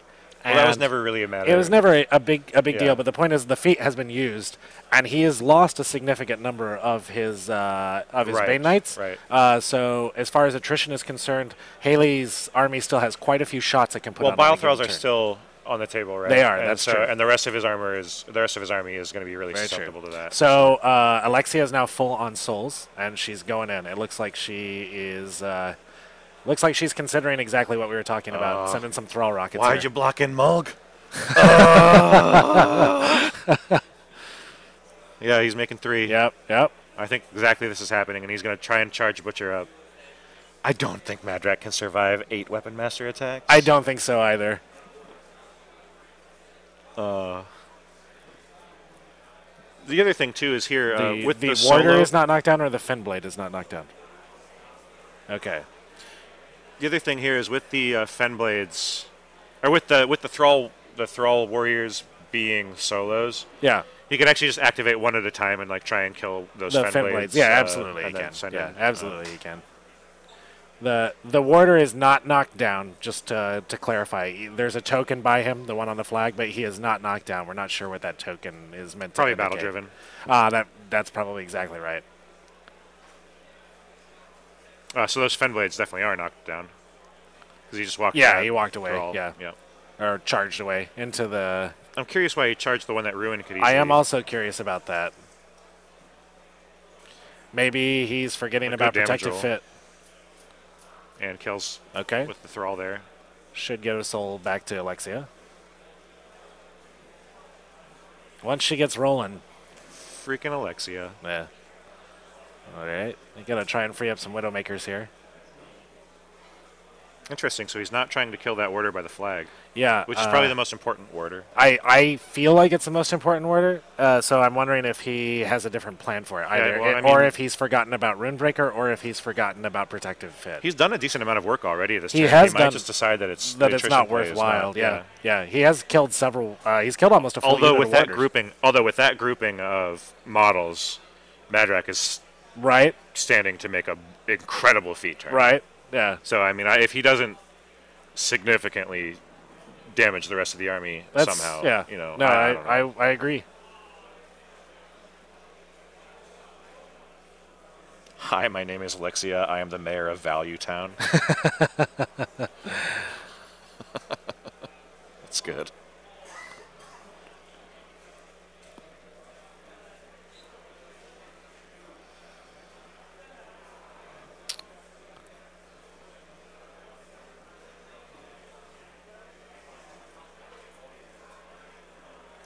Just a reminder that all the games are being recorded, and you will be able to watch either a replay of the stream if you choose, or each game individual in its entirety. Yep, with player audio. Yeah.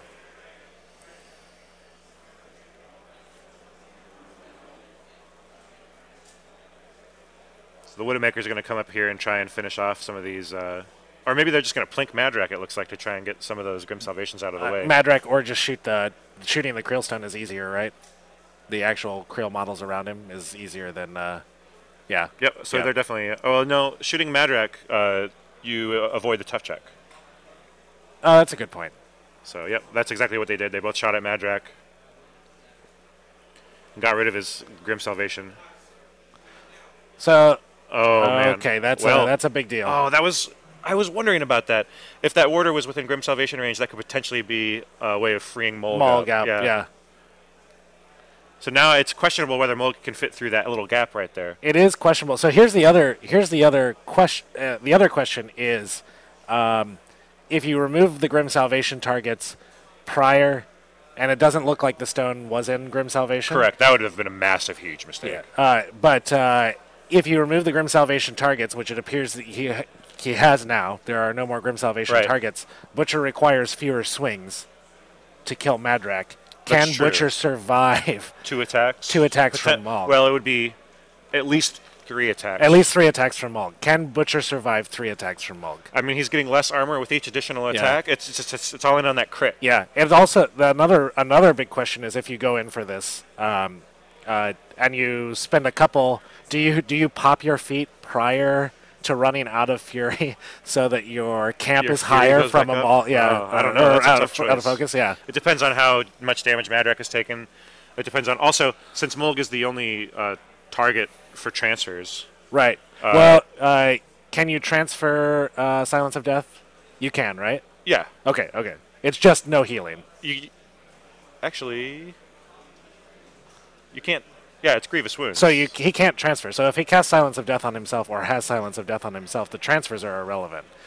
So he basically needs two. He needs to survive 2 attacks from Mulg. Maybe or not only get one. Yeah, he could get one shot potentially. Yeah. God, I keep forgetting about grievous wounds. Yeah. So this is actually, I think, safer for Butcher than we thought. No, it's absolutely. So Yeah. So it's all in on that. Basically, if he doesn't one shot Madrak, he needs to try and crit slam. slam with Mulg. With So Mulg. this is going to be actually really, really good Yeah. assassination. Yeah. Very reliable, actually. Yeah.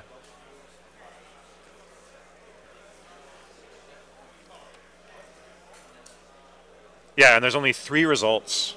So there's like a 1 in 10 chance. There's like a 10% chance. Yeah. Right? 3 results, 4s, 5s, and 6s. Right. Yeah. Are the only results that will crit slam. Yeah. Like a 16% Yeah. chance. So this is like a very, very reliable assassination. Yeah. Yeah. So let's see if it happens. Yeah. This crit is going to be amazing. Yeah. I can feel it. I can feel it in my bones.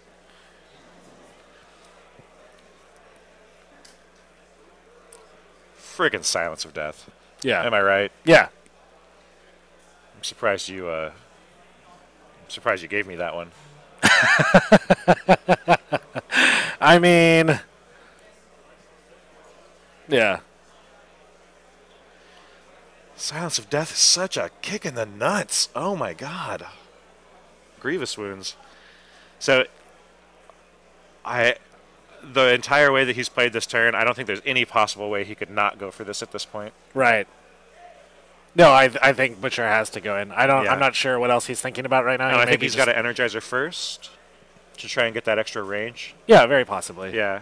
I mean, he's measured to Madrak, so he knows whether or not he needs. Correct. He'll know. He'll know. Yeah. He definitely, if he doesn't already have Silence of Death on himself, and he goes to charge and cast Silence of Death, hopefully he will remember Runebreaker Animus and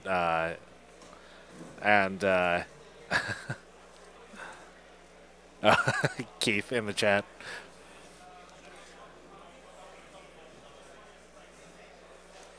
He's talking about maybe running the War Dog in there to try and get Butcher's defense up. Okay. To protect against the protective fit, yeah.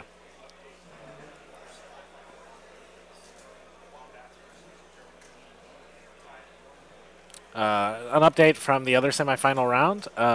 The Wombats and Germany D&D are tied 1-1 right now.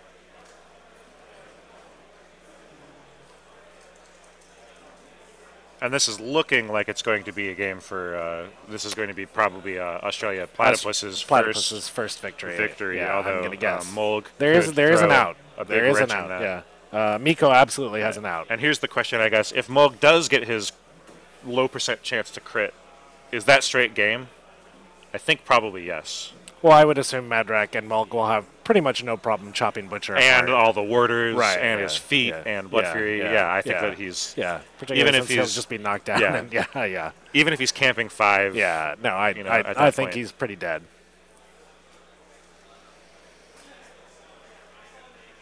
And I think he's just trying to figure out if there's any possible way he can stop Mulg from even getting that small % chance. Right. No, I think that's exactly what he's thinking about. Right. And I don't think the only ways that he could maybe do that is if he could perhaps, if the Grailers were closer, they could maybe stationary him, preventing him from making attacks. If there was some way he had of knocking him down from range, but I don't think he does. Yeah.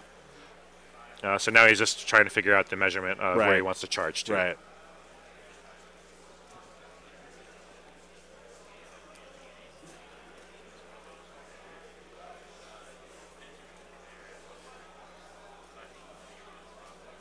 And then what's he need to roll to one-shot him, I'm trying to figure out, too. So if Madrak's going to be armor 19 and Butcher's armor POW 16, so dice off 3, Madrak has 18 hit points. So it is possible. He'll have to roll a 21 on 4 dice. Yeah. Although that's unlikely. Right.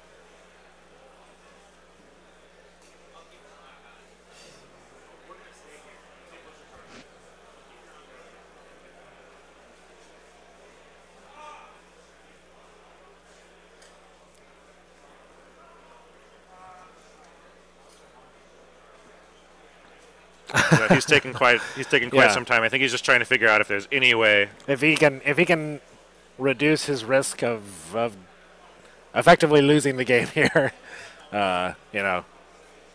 He's gonna do it. He's gonna take his time to figure that out.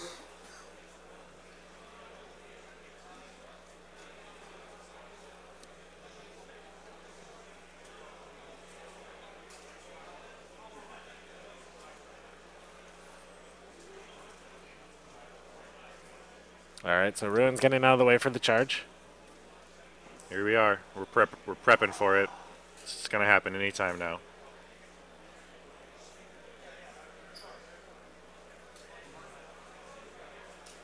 So he needs to energizer first, it looks like. Looks like some folks in the chat have done the math. It is an 8.3% chance that he's going to get crit slammed here. Not very good. Not strong. I'll take for it, though. I'll take it's it. Better than zero. It's better than zero. It's better than zero. A lot of casters would not have any chance right now. Yeah. But Madrak is Madrak. Yeah. And Mulg is Mulg, I guess. Madrak really has nothing to do with it, right? It's just Mulg. Yeah. Yeah. It's just Mulg. Yeah. Just Mulg things. Just Mulg things. Hashtag.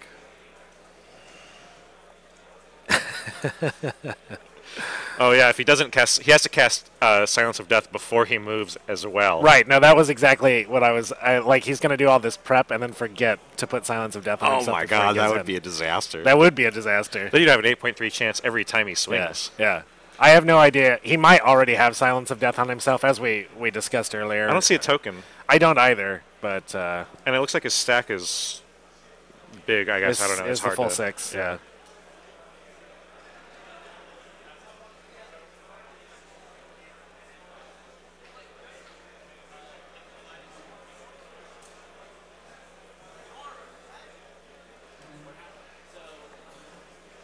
He's just working on positioning his War Dog right now. Trying to make sure he doesn't take a free strike from the warders if necessary. I don't think Butcher has a lot to fear from that, but... Oh, we're cutting away probably right while he... Right while the charge is when he about to charged. happen. But Yeah. we're gonna cut the table 5 All right, really we're cutting quick the table to 5 report where the on game a, is over. yep, The game is over. ended. Okay. Oh, wow. So this game is ended in the favor of Finland, Yako. Gatsby got fire beaconed and then just shot off the table. Yep. Wow. So it's going to be Black 13th, Gun Mages, et cetera, et cetera. Yeah, et cetera. Ion and Holt, etc. Yeah. Yeah. So that's a pretty big Always deal. something that Lich has to be concerned about, Yep. I suppose. But, And that was probably the one way that he had of losing this game. Of at this losing, point. yeah, So yeah. Given that, as we talked about, Bile Thralls are gonna Bile be able Thralls to- and yeah. Let's switch So, back real quick to yep. We just don't want to miss it. Yeah.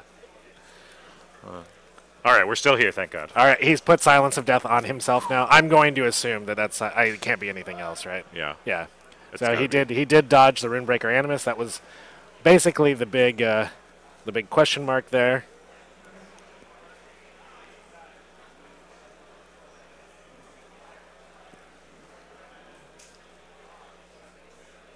So just to reiterate, that is one in favor of Finland in the Haley 2 in the Yako Aaron Whale game. Indeed.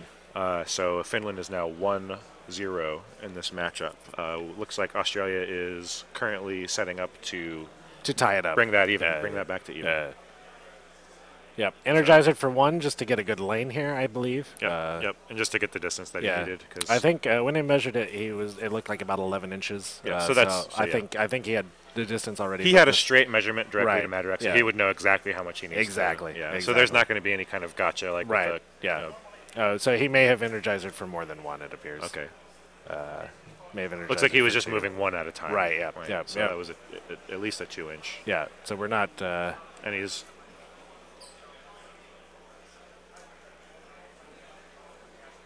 Yeah. All right, and yeah, he's just the laser there was just for checking line of sight Yeah. to ensure. So that, he did 1, and then he did like a ½ inch, and now another ½ inch. So he's done it for at least. This is at least a 2-inch energizer right now. And this is the kind of thing that it prepares to be. You don't want to get caught on your line of sight, your charge angle at the very Right. last minute when it's something that you should know about the entire time.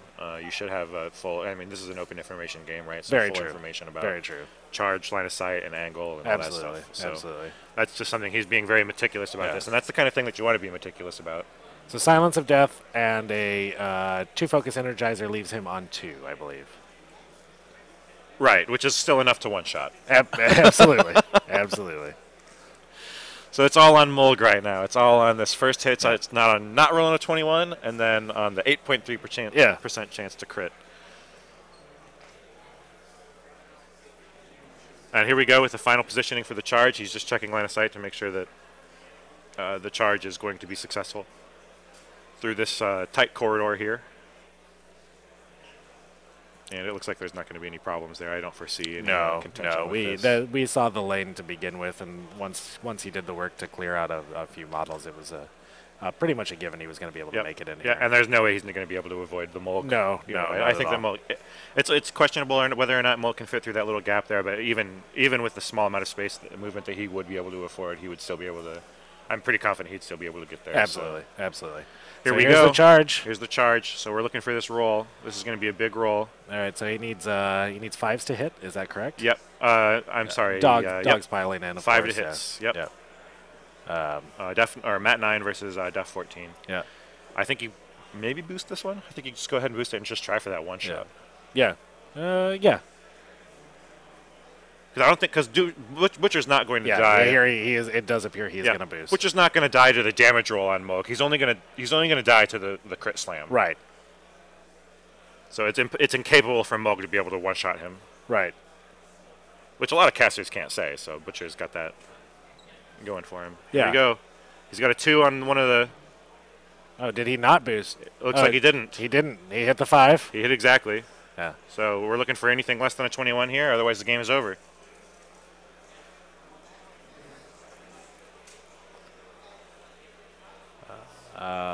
It's a big roll. 13. 13 damage. But not a one-shot. Not a one-shot. So here we go. We've got this Mulk protective fit.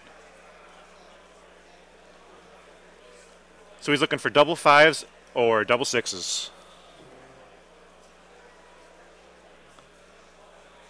All right, he did have enough movement to go all the way through. Makes it through quite easily. Could he block line of sight? Uh, I think he could block line of sight with Mulg if he actually just moved him like up a little bit. Because he doesn't have to go directly towards. Mulg is just towards. It's possible. It'll make it a lot harder because then Butcher has to kill Mulg with effectively 8 focus and then kill Madrak. Right, right. I didn't even consider this, but this is genius. This is incredible. He should something that didn't occur to me. This is actually potentially an error on the. Going to max reach range. Yeah. Because he gave him room to actually move Mulg's base. Yeah, so he's going to be able to. Yeah, I think he did. I think he's going to be able to block line of sight there, and so now he's going to have to try and go through Mulg and then try and go through Madrak. Yeah, this so was not. He just needs one. I think he still has it. I think he still has this. He certainly has a chance. Oh, can Mulg actually make that movement? He definitely can. He definitely can. It's not. You have to just move towards. Okay. It's not directly towards. So as long as he can move towards, and then he can just kind of like swivel in. Okay. I don't know. They've called a judge. They called a judge but that's my understanding. The ruling is that Mulg has to move towards for protective fit. It's like the opposite of the avatar gaze, right? So you can kind of spiral in and say that you're moving ever so slightly closer. Right. And the judge is going over this right now. We'll see what they. That's my understanding of the rule. We'll see what the judge decides, and they're going to have to just go with whatever the judge decides.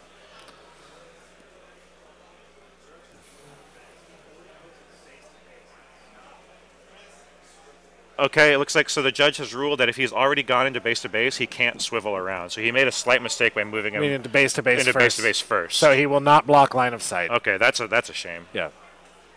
So we'll see if this crit happens. Yeah. So here we go. Oh, we got a 10. Did not crit. But he did not crit. Did not crit. So he will hit. So that's going to be irrelevant unless the next damage roll comes up very low. Right. So it takes 8 points. The Butcher takes 8 points.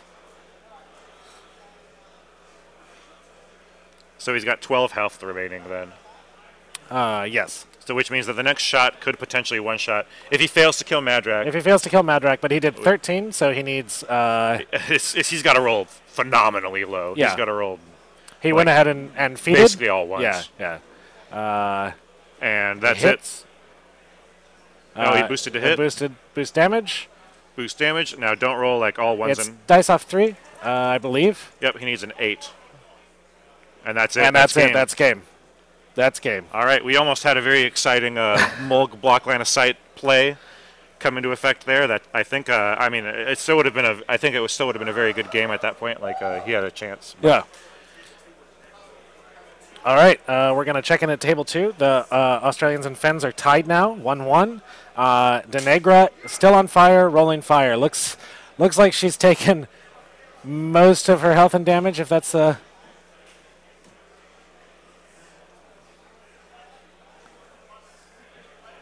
It's difficult. We're trying to tell right now exactly how much damage Denegra has taken.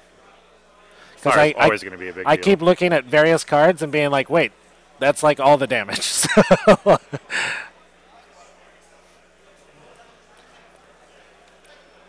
it looks like she's only taken about 7 damage. Oh, I was Jenny wrong. has 5 boxes left and continues to burn. In all honesty, looking at this table, probably doesn't matter sure whether she dies or not. Yeah. So that's a 1-1 from the prior game that we just watched. Yeah. Bringing it back to even with Australia versus Finland here. Correct. It's also worth noting in this game that Denegra has not popped her feet yet. So her out here maybe is buy her 1 turn. Her out here is to kill Xerxes, obviously. Yeah. So I'm not sure. And I don't know where Xerxes is. It looks like he's kind of in the front. I think he's in the very far back here. Oh, I think that's that stack with the with a die on dice on it in the back. That could be Xerxes. You could be right. I was looking at a so model. He's the very, very farthest away. Yeah, which is the correct place for him to be right Correct. now. Yeah.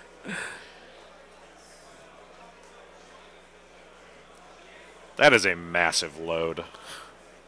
Medium base. Yep, that just happened. Yep. Yep. That just happened. All right. I'm not sure. So we'll see what his plan is here. And it looks like he's probably camping. It looks like if that dice is a 3, he's probably camping 3. 2 or 3, it looks like. Yeah. I mean, she doesn't have any way to see through all the. Well, if like an arc node like runs all the way around, and like maybe tries to get like a cheeky like venom or. This is a really interesting position for the Xerxes players. He's funneled his whole army through his flag and through these 2 forests. These forests are providing kind of a buffer zone. Obviously, I think Denegra can ghost walk her arc node. Yes, it's not just warrior model unit. It's anything. Correct. Yeah.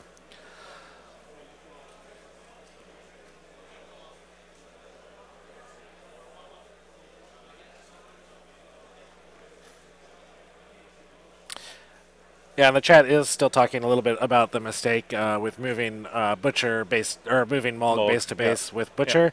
I would also point out the situation could have been avoided if the Australian player had charged Butcher like slightly farther forward. Correct. So that there was no chance of blocking. So it was a little bit of a positioning mistake on both players' parts. The only way that could possibly happen actually is if he charged to max exact reach range. Because large base is slightly smaller than 2 inches. Is that correct? It's slightly. So otherwise there would be no way for Mulg to completely get through between. To block line of sight, but since he charged to max reach range, exactly, you saw him put his reach gauge down, and they just touched it. Yeah, that was a mistake actually. It was a mistake. And then the Mulg play was pretty genius, I felt like, but he got a little overzealous with moving up closer to. Yeah. And then due to the way that movement works, you can't really take back like a movement like that. Like once you've made a movement, especially moving the model into base to base, you can't take back that. So that's just unfortunate that he kind of got a little overzealous moving towards Butcher there. Very true. Otherwise, that would have been an incredible counterplay to that. Absolutely. All right, we're going to check in on table 3. That's Jeff with Assyria versus Tatu with Butcher 3. We're going to take a quick second here to kind of get a sense of the state of the game.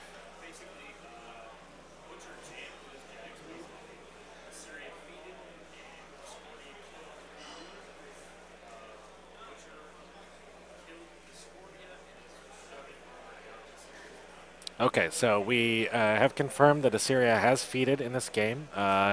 Discordia killed Ruin on Assyria's feat, but now she's still dealing with... Beast 09 killed Discordia then. Butcher killed... Butcher killed Discordia. Killed Discordia. And now it looks like Butcher is just shoving his Devastators as far into that army as possible, do we have control points? Okay. My guess is 0-0 given Butcher's position. That would be my guess as well. This is 0-0, but I mean, it's due to impending doom, I could see Butcher just clearing out that enemy flag and just start. You're camping on the enemy flag at that point. Yeah, which is only Butcher. It doesn't really get much. Butcher things. Yeah, just Butcher things. Hashtag. Just Butcher things. Just Camping Butcher out on things. the enemy flag. What I can't think of a more perfect camping spot. Exactly. Exactly. This is vacation town. Yeah. He hears the sound of the pitter-patter of elven feet around him in the enemy woods, and that just lulls him right to sleep. That's just how he gets to... Exactly. So... yeah, I mean, I don't...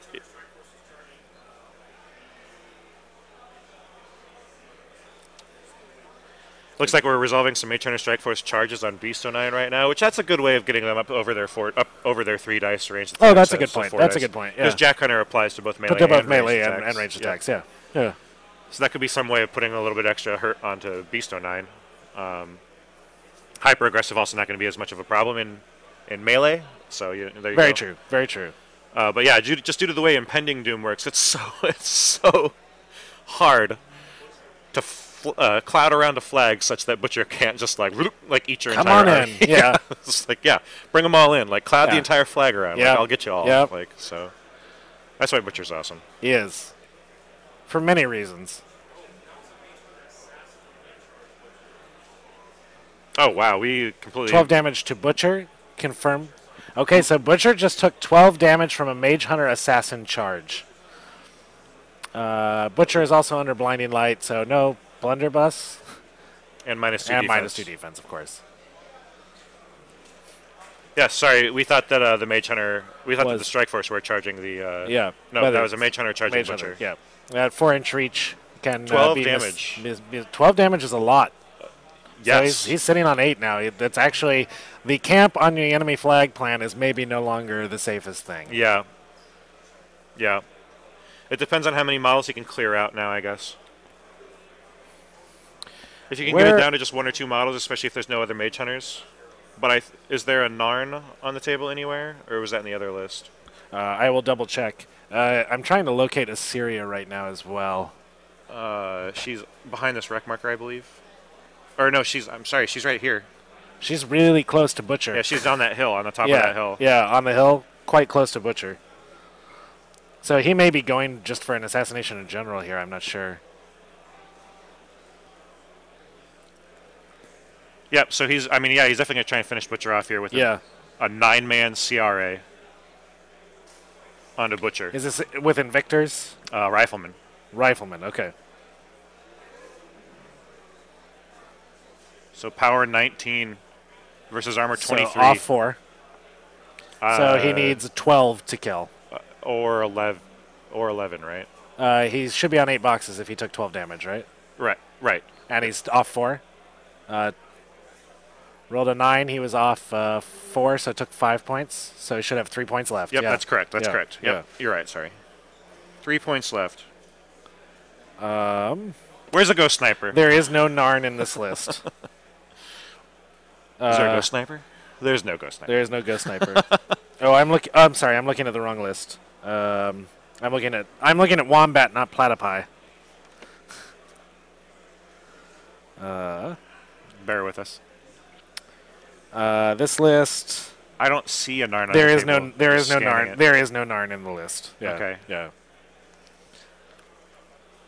So he might be out of ways of trying to kill Butcher. Which means I think we have a very good chance we're going to see Butcher kill another caster. Hashtag. Butcher things. Just Butcher things. Control points were 0-0. We got that confirmation. No control points scored in this game as yet.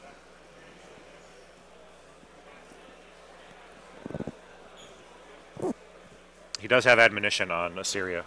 Oh, so we discussed that earlier. The loss of Iris earlier. The chat reminded us that admonition is a potential. But if problem. he can get within 4 inches, or I'm sorry, within 2 inches of her, then she can't get away. Because he can just suck her back. Yeah, in. exactly. Yeah.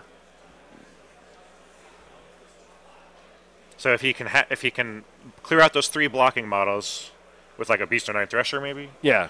Then he could energize her up, charge, probably get within 2, and then impending doom are back in. Right. Right. Also, that Devastator perhaps could walk around. Oh, chat is reminding us she has Arcane Vortex, or she can nullify his. I don't know. Can you? No. Can you? That's can you only cancel? within 3 inches. So she would be within 3 inches of him. I guess if she walks, yeah. Let's double check the wording on it because I don't know if it. You absolutely can. Yeah. You're right, Okay. you're right, Yeah. You're right. So I don't know. I can't tell if she's camping any focus. However, it does cost her a focus to do that. Correct? It does. Yeah. She's got 1. She does have 1. He can Okay. cast it multiple times. Also true.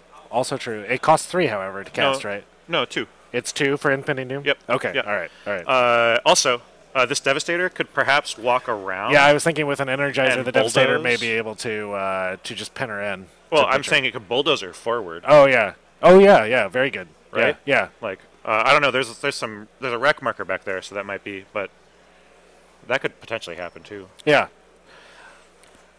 He could also bulldoze the models in such a way to maybe pin her in with her own models. That would be some incredible, We should double check. I'm assuming the Butcher hasn't feeded yet, but he did go on to Discordia. So can we check and find out if Butcher has feeded in this game? Oh, that makes a big difference. Yeah, I guess I was just under the we are under the assumption that he has not feeded, right. but If it he could has, be a very large. then yeah. that's. Okay, we're checking in at table 1. Harbinger is sitting on 1 life. This is Dylan with Ron versus Henry with Harbinger.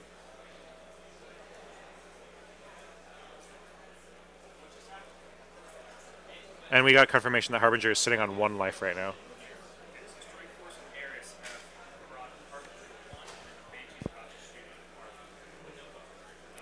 All right. So Harbinger has no focus. Strike Force and Iris brought her down to 1 health. Yep. And now a Banshee is activating to shoot her and likely finish her off. Indeed.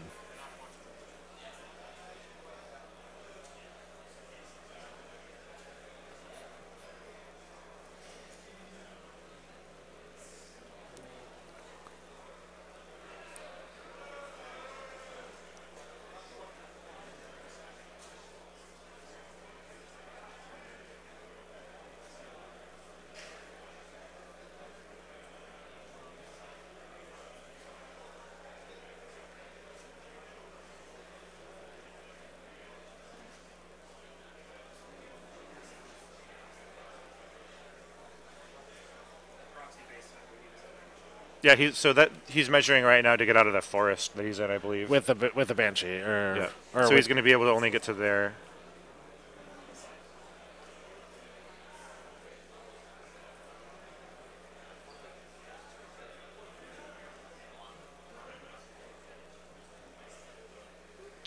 I'm unfamiliar. What's the Banshee's range? I want to say 10, but I might be wrong. I will double check. I don't think that's a long 10.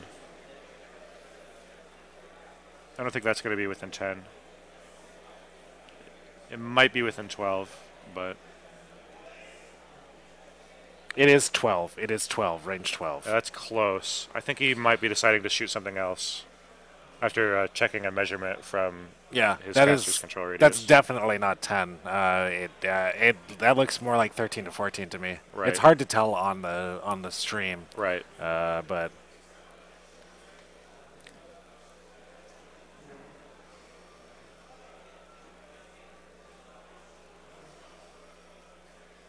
Yeah, so he did choose something other than Harby.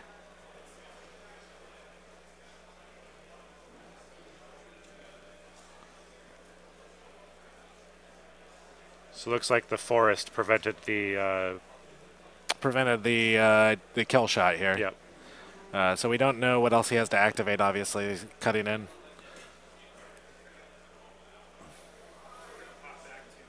It appears he may be leaving Harby alive on 1 box. Wow. Clinging to life. Wow. I mean, 1's all you need. Yeah, that's right. The only life that matters is your last one. It's a shame he missed that last shot. He could have been like, you want a martyr? Right. Right. Martyr that? Yeah. All right, we're popping back over to the Butcher match here. Jeff versus Tattoo on table 3. So Butcher is that orange proxy base. That would be my guess, yep.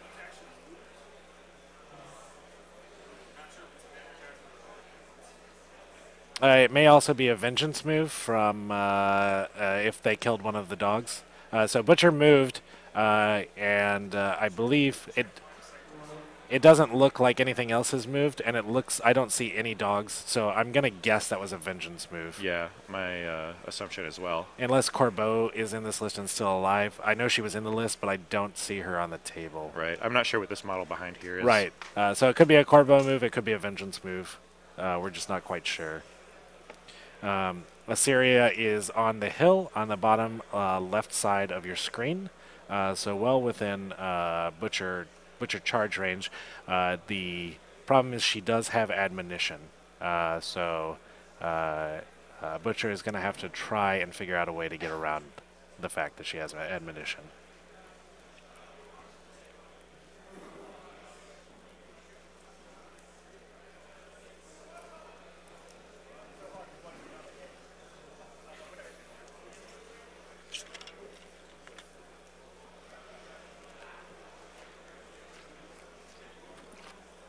Okay, so he's activating Beast 09 here, and he's going to Thresh to kind of clear that lane. Yep, to try to get those 3 models. Yep.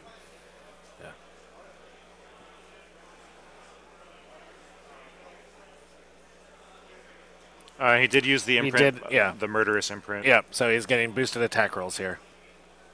Additional attack dice. Oh, I'm sorry, additional attack dice. So he got all 3. Clearing a lane. If that was a Vengeance or a Corbeau move, then that makes it a lot easier for him to get close enough. To be able to drag her back in with Impending Doom. He could even, if he was within 10 now, he could charge, force the admonition to go, and then maybe Energizer afterwards. Right. Also an option. Yeah.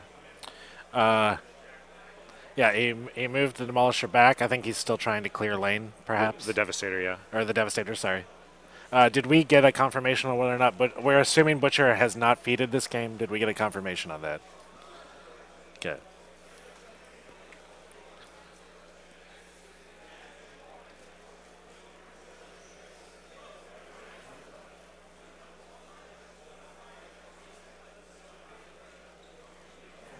He's triggering admonition now after the Devastator moved.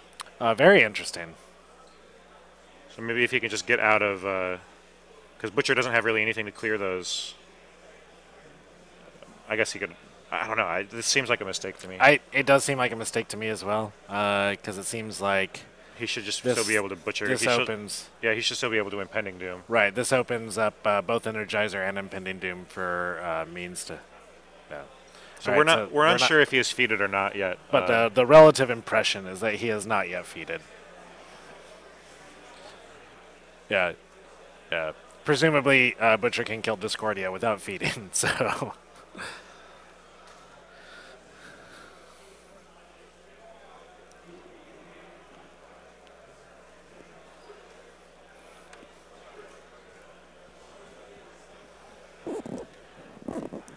Is that Xerxes Denny game still going? Well, I don't want to miss this charge. Right. I think let's try. I'm surprised that that game is. Yeah. Yeah. Yeah. Keep. Yeah. Yeah. We can check in really quick. He's obviously bombarding and killing. Like what is it called? Death Field or Death Rain or something like that. Yeah, Rain of Death. Rain of Death. Yeah. Yeah. All right. We're definitely getting. Yeah, the Butcher we're getting the Butcher. Activation We're getting right some now. sweet Butcher action now.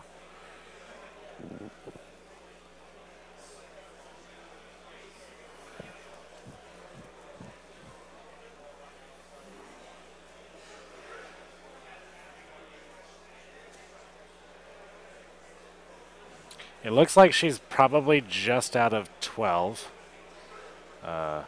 Right, but he's got a 13-inch range just with the charge before you even accommodate for Impending Doom or Energizer. Right. Well, 13 with just charge and Impending Doom. Okay. So he'll move 8 and then everything within 5 at the end, so it's a 13. Right, yeah. And yeah, he might be clipping that wreck marker too.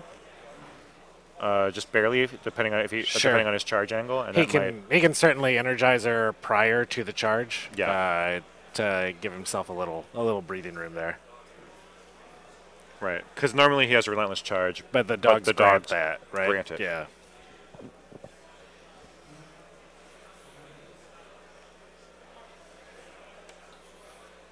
And he's just, he's coming to the same conclusion as well. He's like, I can just energize her to To get out of there. To give him a little bit of wiggle room. Yeah, exactly. So he's doing that exactly. He's energizing for 1.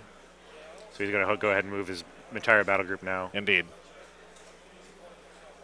Well, the battle group that's in his control. There's a... Correct. Yeah.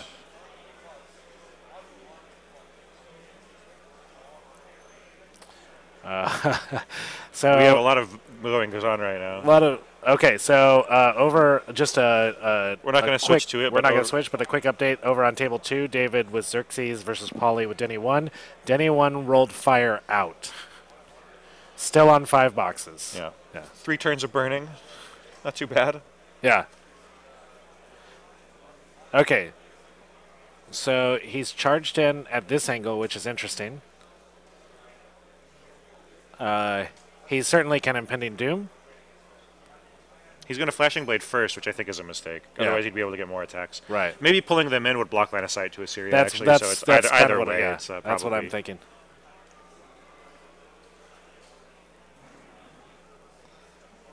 Yeah. Okay, so he's killed the Rifleman fairly easily. I believe he's Energizer for 1, Flashing Bladed for 1. Now, so he killed his charge target with the Flashing Blade, which means he can redirect his charge onto Assyria after Impending Doom resolves. Yeah. So she did not attempt to null his Impending Doom, but she may have been more than 3 inches away from him. Yeah, I think she was more than 3 inches away. I think that may have been his plan there.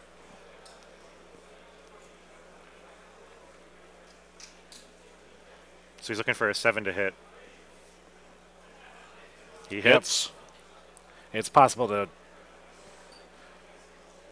Armor 14 with a focus camp.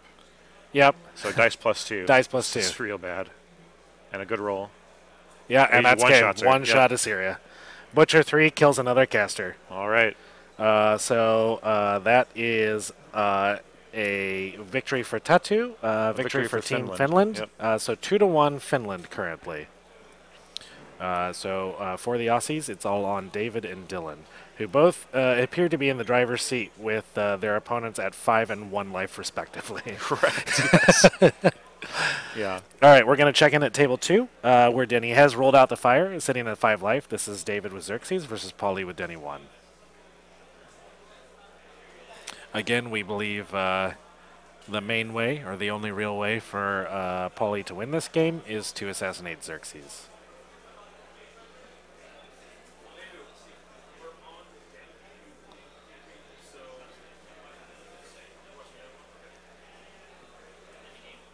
I can't believe she's still hanging in this one.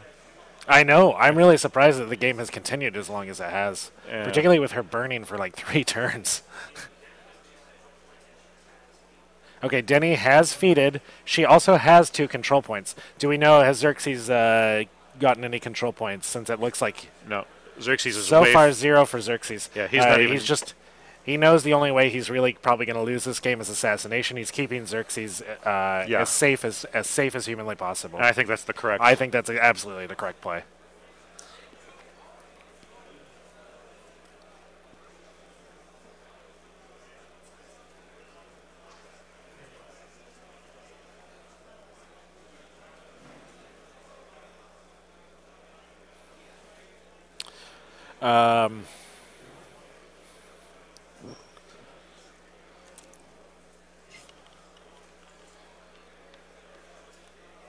I'm unsure what these models at the top that are resolving attacks are.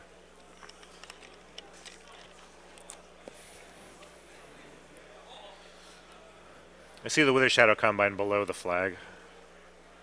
Yes.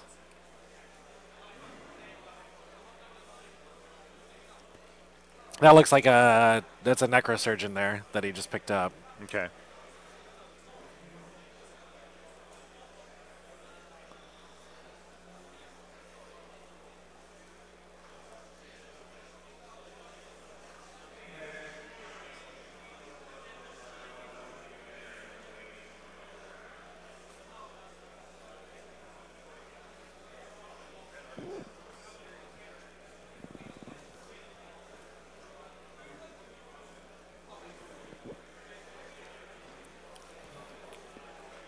Looks like maybe he's throwing some dark fires from with a shadow. with a shadow into this unit here.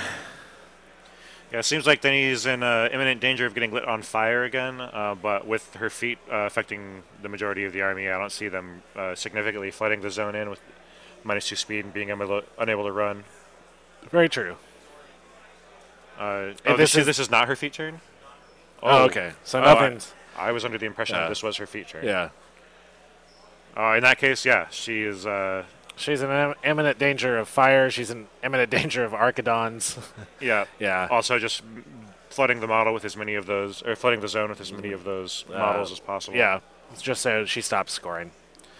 We might want to just keep an eye on it, but go to the other game. There might be a little more play to the other game. Oh, sure. The Archidon is also within walk range of Denegri. Yeah. Just picture at something, too. It could probably, if she only has 5 boxes left, it could probably just attack her and kill her.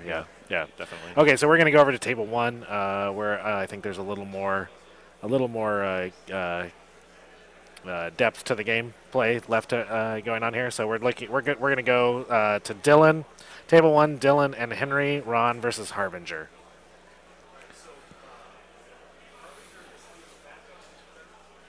My goodness, Harbinger is back up to 13. She is healed to 13 after being at 1.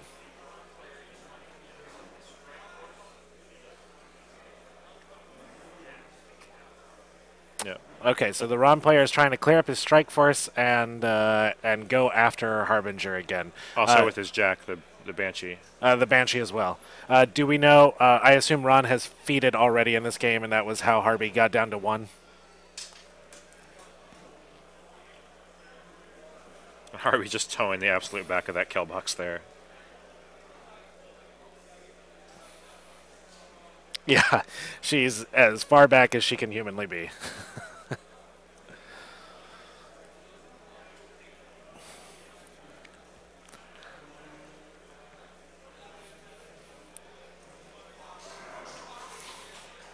And with the state of the Xerxes Denny game, it's very likely that this is the game that will decide the victor of this match, because it looks like David from Australia is going to win that match with Xerxes. Yep.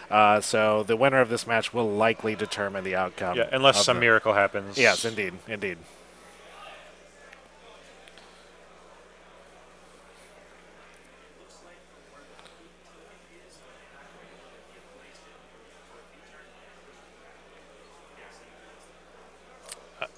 Okay, it sounds like there is.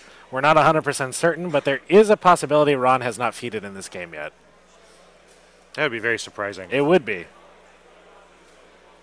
Yeah, I see the feat token on the table, but it looks like I'm guessing that it was maybe thrown out there and then pushed aside. Yeah, that's probably true.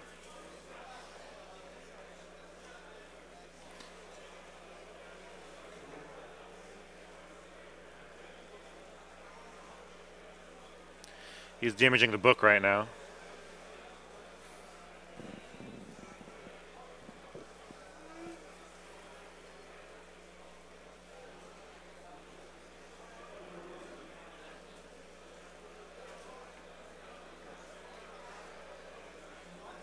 All right, first Matrix shot on Harby. It's going to hit. And these are dice off 4s, correct?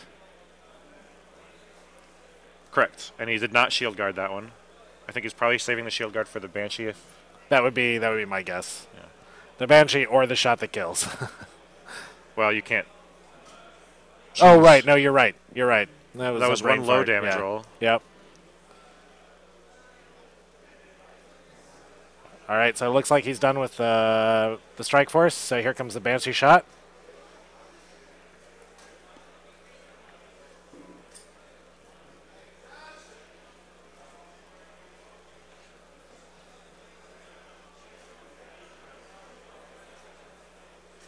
Oh, he forgot to clear off some of the models, some of the Protectorate models that are engaging that Banshee.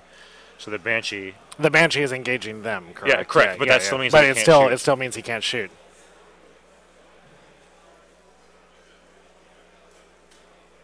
So it's unclear if he let him negate his Banshee activation, or... And that was a Mage Hunter Assassin taking a free strike from an Errant. And dying. Yeah. So it looks like, yes. Harvey will live. Harvey will live. The Banshee will not be able to activate, or did activate, but was not able to shoot. Right. Yeah, he forgot to clear off the models that he was engaging. Yeah.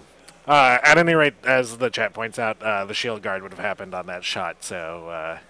Yeah, correct. Yeah. Correct.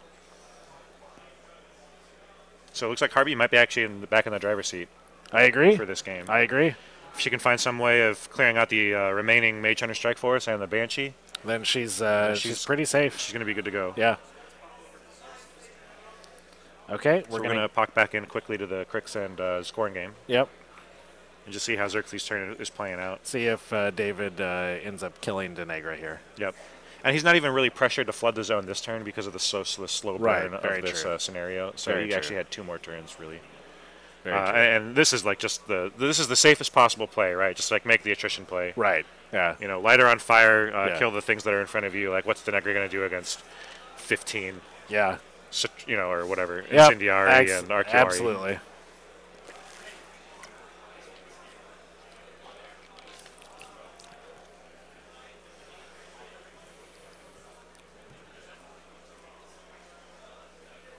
Yep. So he's finishing off the Wither Shadow Combine right now.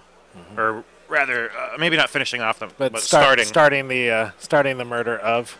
Yep. It looks like I don't know if that's. Oh, it's got to be a proxy base because it's a beast. I was going to say the Archidon may have died, but I think that proxy base is just the Archidon. Right. Yeah.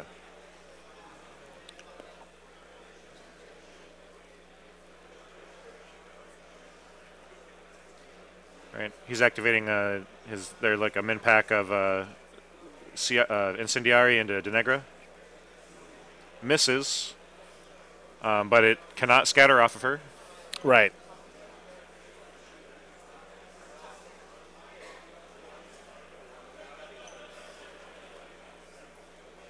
Oh, this one, I think he's taking a shot from the one that's farther away. This one might be able to scatter off of her. But it only drifted 2. It gets 3 models.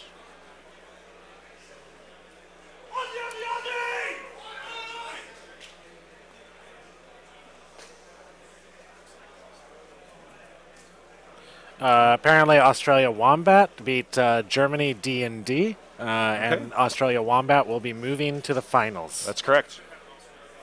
Yep. We are looking, depending on the outcome of the Ron versus Harbinger game, as well as this one, but most likely the outcome of Dylan and Henry's game, we could have a double Australian final.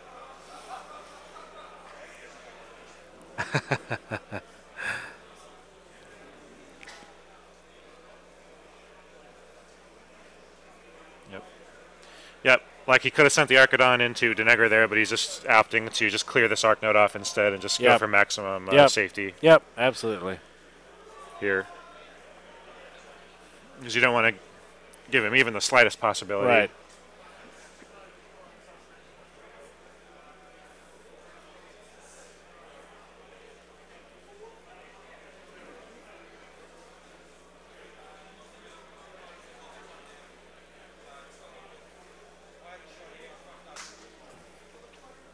And here he is flooding the zone, using taking advantage of martial discipline.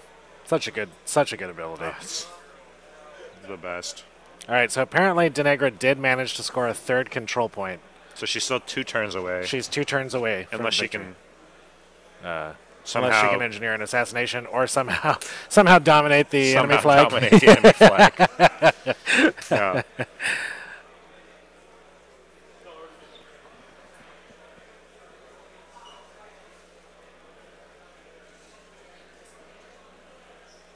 Xerxes just feeded. Presumably for the armor. Yeah. Apart from the armor, there's probably no reason in this matchup for Xerxes' feat. Like, he certainly doesn't need the the additional damage. This seems like a lock as far as it possibly can go. Yeah, I would agree. That's the end of his turn, so he will not be killing Denegra. So. And he's just purposefully avoiding his own flag. He is. There's no reason to... Yeah. Oh, let's see that fire roll, actually. Did Denegra roll? Did not roll out. That's it. And that's she it. burns burned to death. There you go. All right, so that's game for David as Denegra burns to death.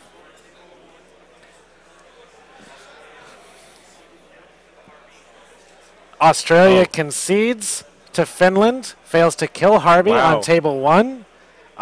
Finland wins the match, Harbinger versus Ron, and Finland wins 3-2. Incredible. Pretty amazing. Pretty amazing. So we will have... We narrowly avoided the Australia We did narrowly. And for the most part, we're all quite happy with that. But yeah, so it'll be Australia Wombat versus Team Finland, Blue for the finals. Yep, that's right. So we just had an incredible series of games. Very exciting series of games. Australia Platypus versus Finland Blue. Very, very close. Came down to the last match. Absolute last game. Yeah, yeah. Dylan with Ron had two separate opportunities to kill Harvey. Brought her down to 1. Very exciting. Just came up a little short. Game. Very rarely does Ron come up a little short. So yeah, that's right. Yeah. That's right. Also, extremely exciting to watch Butcher 3 go man mode in the Mandrake 2, and then again into Syria. Yeah. So that was a good. So Butcher 3 always fun to watch on the stream. Always an exciting caster to watch. Absolutely. So, some really good games. So that was round 5, the semifinal round. We'll be moving into the final round in just a little bit after we take a lunch break. We reported that we were going to take a lunch break last round, but we got the timing a little bit wrong, so we're doing that now.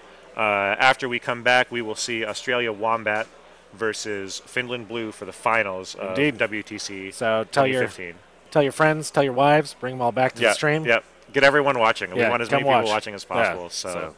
Absolutely. Pimp this out on social media. Do whatever you can. Get people to tune in. Yeah. These games have been incredible so far. They have been. Really, really good series. Yeah. So I can't imagine that this last one is going to be any worse. I sincerely doubt it. Yeah.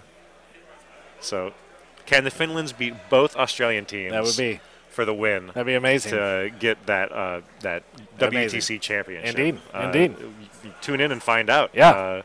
Make sure to keep in touch again, wmh-wtc.com for updates and everything for that last round, although we will be streaming the finals. Yeah. And then, so this has been Muse on Minis with Chad and Josh, and make sure... Our support team, Clint and Matthew. Yeah. Yep, absolutely. Yeah. So, I'm so excited right now. I know. Okay. I know. All right. That has been Chad and Josh, and then we'll be coming back to bring you the finals after a short break here. Absolutely.